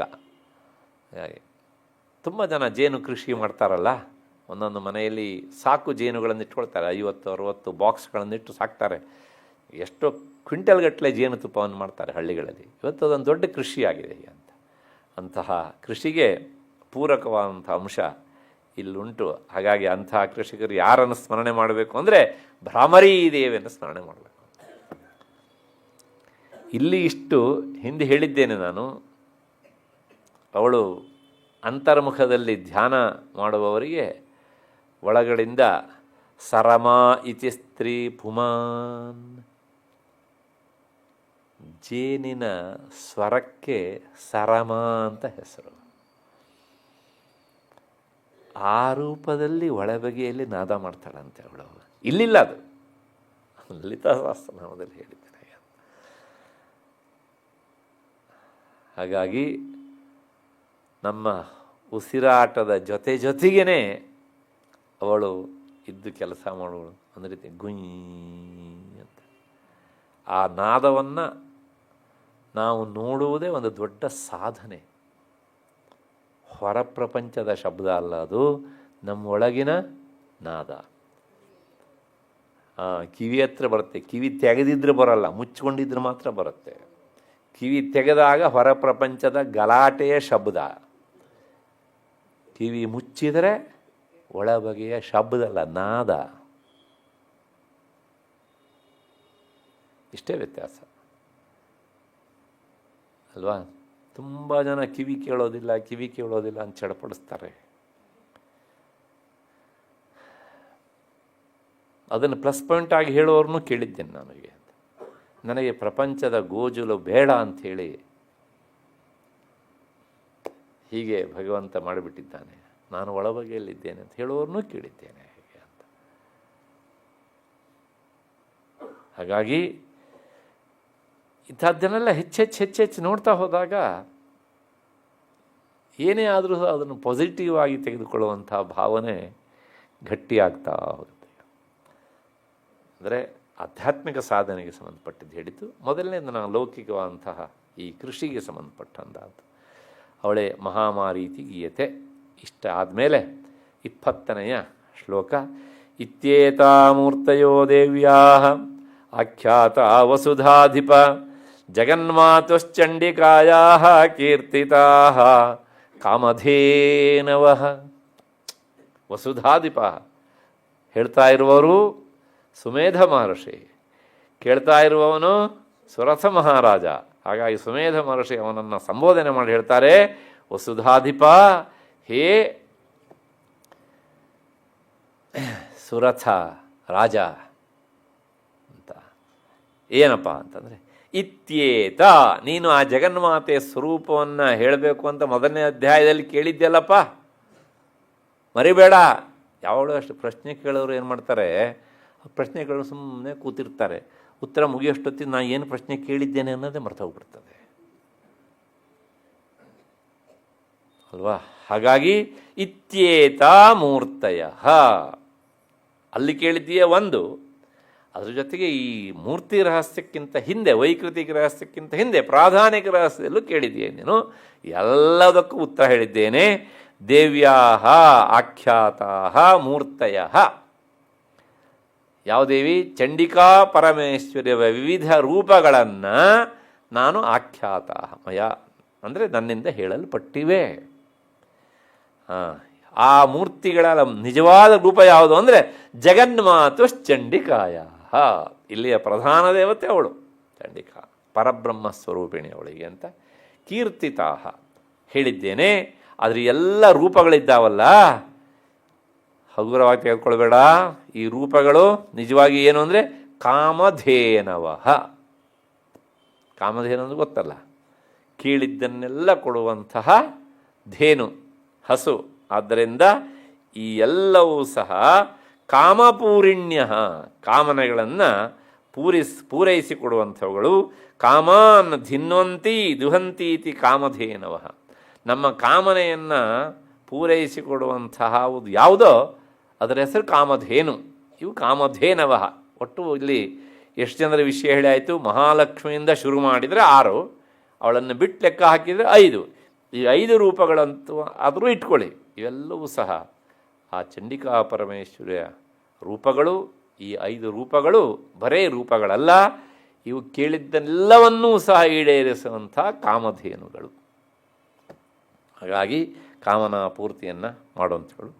ಇಷ್ಟು ಹೇಳಿ ಆದಮೇಲೆ ಇದಂ ರಹಸ್ಯಂ ಪರಮ, ಇದು ರಹಸ್ಯ. ದುರ್ಗಾ ಸಪ್ತಶತಿಯನ್ನು ಪಾರಾಯಣ ಮಾಡುವವರಿಗೂ ಓದುವವರಿಗೂ ಇಲ್ಲಿ 3 ಜಗನ್ಮಾತೆಯ 5 ರೂಪಗಳು ಬೇರೆ ಬೇರೆಯಾಗಿವೆ, ಬೇರೆ ಬೇರೆ ಕಾಮನ ಉದ್ದೇಶದಿಂದ ಬಂದಿವೆ. ಅದರ ನಿಜವಾದ ನೆಲೆಯಲ್ಲಿ ಎಲ್ಲವೂ ಸಹ ಚಂಡಿಕಾ ಪರಮೇಶ್ವರಿಯದ್ದೇ ರೂಪ. ಇದೆಲ್ಲವೂ ರಹಸ್ಯ ಅಲ್ವಾ. ಹಾಗಾಗಿ ಇದು ಯಾವುದೂ ಗೊತ್ತಾಗುವುದಿಲ್ಲ, ಮನಸ್ಸಿಗೆ ಬರುವುದಿಲ್ಲ. ತುಂಬ ಜನರಂತೂ ಕೇಳಿದ್ದೀನಿ ನಾನು, ಹೇಳ್ತಾರೆ, ಕೆನ್ನೆ ತಟ್ಕೊಳ್ತಾರೆ, ಅಷ್ಟು ವರ್ಷದಿಂದ ಪಾರಾಯಣ ಮಾಡ್ತಾ ಇದ್ದೇನೆ, ಇಷ್ಟು ವರ್ಷದಿಂದ ಪಾರಾಯಣ ಮಾಡ್ತಾ ಇದ್ದೇನೆ, ಇದೊಂದು ಶ್ಲೋಕಕ್ಕೆ ಅರ್ಥ ಇಲ್ಲ, ಸ್ವಲ್ಪ ಹೇಳಿಬಿಡಿ ಅಂತ ಕೇಳಿ ನೀವು.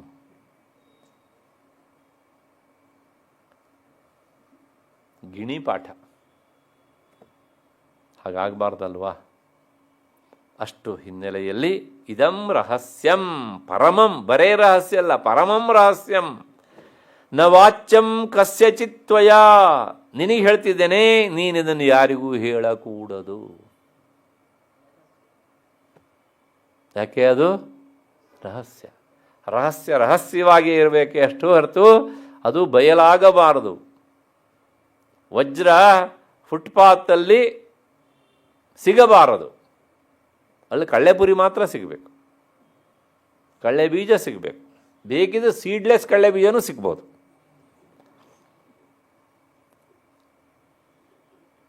ಯಾಕೆ? ಅದು ಫುಟ್ಪಾತ್ ಅಲ್ವಾ. ಅದು ಡೈಮಂಡ್ ಎಲ್ಲಿರಬೇಕು ಅಲ್ಲಿರಬೇಕು. ಯಾಕೆ ಅಷ್ಟು ಬೆಲೆ ಬಾಳುವಂಥದ್ದು. ನೀವು ಅಲ್ರಿ ಡೈಮಂಡ್ ಅಲ್ಲೇ ಹಾಕಿಟ್ಕೊಂಡಿದೆಯೇ, ಗ್ಲಾಸನ್ನು ಕಟ್ಟೊಳಗೆ ಫುಟ್ಪಾತ್ ಇಡಪ್ಪ ಅಂತಂದರೆ ಕಪಾಲಕ್ಕೆ ಹಾಕ್ತಾನೆ ಅವನು ಅಲ್ವಾ.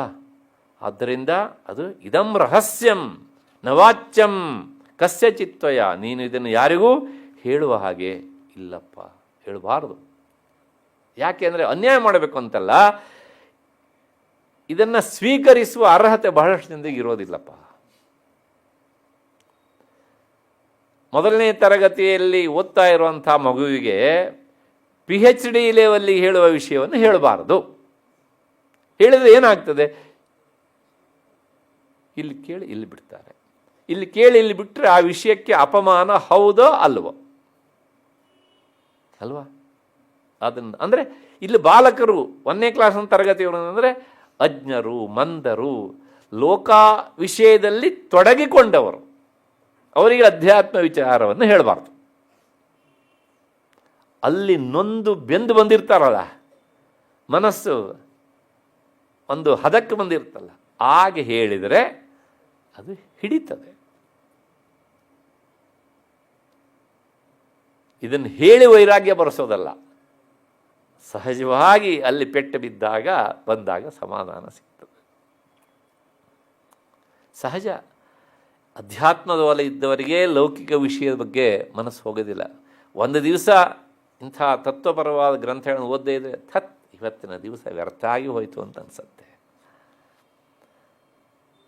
ಅಲ್ಲಿದ್ದವರಿಗೆ ಇದು ಯಾಕೆ ಸುಮ್ಮನೆ ಹಿಂಗಿದ್ದೆಲ್ಲ ಬರೀತಾರಪ್ಪ, ಯಾಕೆ ಏನೂ ಅರ್ಥನೇ ಆಗೋದಿಲ್ಲ. ಅರ್ಥ ಆಗಿದ್ದರೆ ನಮ್ಮಲ್ಲಿ ಯಾಕೆ ಭಗವದ್ಗೀತೆ ಬರೆಯುವಂಥ ಇಷ್ಟೆಲ್ಲ ಜನ ಹುಟ್ಕೊಳ್ತಿದ್ರು ಅಲ್ವಾ. ಯಾಕೆ ಬೈತಾರೆ ಹೇಳಿ? ಪಾಪ ಮೊದಲನೇ ಅಧ್ಯಾಯ 4 ಶ್ಲೋಕ ಬಿಟ್ಟರೆ ಮುಂದೆ ಹೋಗ್ಲಿಕ್ಕೆ ಆಗಲೇ ಇಲ್ಲ. ಅಲ್ಲಿ ಹೋಗಬೇಕಿದ್ರೆ ಮಿನಿಮಮ್ 10 ವರ್ಷನಾರು ಗ್ರಂಥವನ್ನು ಇಟ್ಕೊಂಡು ತಪಸ್ಸು ಮಾಡಬೇಕು ನೀನು. ಯಾಕೆ ಹೇಳಿದ, ಏನು ಇದ್ರ ಹಿನ್ನೆಲೆ ಅದು ಗೊತ್ತಾದಾಗ ಆಗ ಗೊತ್ತಾಗುತ್ತೆ. ಏನು ಗೊತ್ತಾಗುತ್ತೆ? ನಾನು ಎಲ್ಲಿದ್ದೇನೆ ಅನ್ನೋದು ಗೊತ್ತಾಗುತ್ತೆ ಅಲ್ವಾ. ಅಷ್ಟು ಹಿನ್ನೆಲೆಯಲ್ಲಿ ಕೊನೆಗೆ ಹೇಳ್ತಾರೆ, ಯಾರಿಗೂ ಹೇಳಬೇಡ, ಯಾಕೆಂದರೆ ಅದು ರಹಸ್ಯ. ರಹಸ್ಯ ಮೀನ್ಸ್ ಇದನ್ನು ಸ್ವೀಕರಿಸುವ ಅರ್ಹತೆಗಿರುವುದಿಲ್ಲ ಅಂತ. ಸಹಜ. ಒಂದು ಮಾತು ಹೇಳ್ತೇನೆ, ಬೇಸರ ಮಾಡ್ಕೊಳ್ಬೇಡಿ. ಲೋಕದಲ್ಲಿ ಉತ್ತಮವಾದ ವಿಚಾರವನ್ನು ಮಾಡುವವರ ಸಂಖ್ಯೆ 100ರಲ್ಲಿ 5% ಮಾತ್ರ ಇರ್ತದೆ.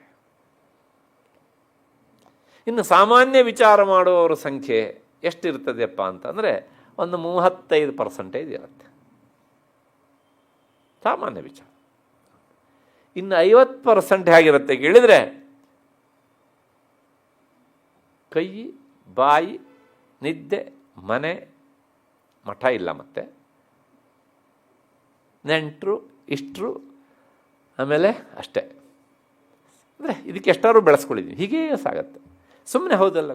ಅತ್ಯಂತ ಉತ್ಕೃಷ್ಟವಾದ ವಿಚಾರ ಮಾಡುವವರು, ಬೌದ್ಧಿಕ ಸ್ತರದಲ್ಲಿ ಸಿಗುವವರು 5%. ನಾನು ಹೇಳಿದ್ದೇನೆ ಅಂತ ಒಪ್ಕೊಳ್ಬೇಡಿ, ನಿಮ್ಮ ಬುದ್ಧಿಯ ಹೊರೆಗಲ್ಲಿನಲ್ಲಿ ಹಚ್ಚಿ ನೋಡಿ ಹೌದಲ್ವ ಅಂತ. ಅಷ್ಟು ಹಿನ್ನೆಲೆಯಲ್ಲಿ ಸುಮೇಧ ಮಹರ್ಷಿ ಸುರಥನಿಗೆ ಹೇಳ್ತಾರೆ, ಹೇಳಬೇಡ, ಹೇಳಿದರೆ ಏನು ಪ್ರಯೋಜನ ಆಗೋದಿಲ್ಲಪ್ಪ ಅಂತ. ನಾನೇ ನೋಡ್ತೇನೆ ಎಷ್ಟೋ ಜನ ಏನು ಗೊತ್ತಿರೋದಿಲ್ಲ. ಹಾಗಾಗಿ ಅವರನ್ನು ನಾವು ನಿಂದಿಸಲಿಕ್ಕೂ ಹೋಗಬಾರ್ದು ಅಷ್ಟೆ. ಸೈ ವ್ಯಾಖ್ಯಾನಂ ದಿವ್ಯಮೂರ್ತೀನಾಂ ಅಧೀಶ್ವ ಅವಹಿತ ಸ್ವಯಂ. ನೀನು ಏನು ಮಾಡಬೇಕು ಹೇಳಿದರೆ, ನೀನು ಅಧೀಶ್ವ, ಇನ್ನು ಮುಂದೆ ಎಲ್ಲವನ್ನೂ ಸಹ ಕಂಡವ್ರ ಹತ್ರ ಕೇಳಲಿಕ್ಕೆ ಹೋಗಬೇಡ. ಯಾಕೆಂದರೆ ನೀನು ಕೇಳಿದವರಿಗೆ ಎಲ್ಲರಿಗೂ ಈ ವಿಷಯ ಗೊತ್ತಿರೋದಿಲ್ಲ. ಅವರಿಗೆ ಗೊತ್ತಿಲ್ಲದೆ ಇದ್ದು ನಿನಗೇನು ಹೇಳ್ತಾರಪ್ಪ. ನೀನೇ ಸಾಧ್ಯವಾದಷ್ಟು ಏನು ಮಾಡಬೇಕು ಹೇಳಿದರೆ ಅಧೀಶ್ವ. ಓದಬೇಕು. ಯಾಕೆ ಓದಬೇಕು? ಅಧೀಶ್ವ ಋಷಿ ಮಾತು ಅದು. ಯಾಕೆ ಓದಬೇಕು ಅಂತ ಅವನು ಕೇಳಿದ ಅಂತ ಅಂದ್ಕೊಳ್ಳೋಣ. ಹಾಗೆ ಅಂದ್ಕೊಂಡು ಒಂದು ಪ್ರಶ್ನೆ, ಅದಕ್ಕೆ ಉತ್ತರ ಹೇಳ್ತಾರೆ. ಯಾಕೆ ಓದಬೇಕು ಅಂತ ಹೇಳ್ತೇನೆ ನಾಳೆ 6 ಗಂಟೆಗೆ ಅಂತ. ಅಲ್ಲಿ ನಿಮಗೆಲ್ಲರಿಗೂ ನಮಸ್ಕಾರ ಮತ್ತು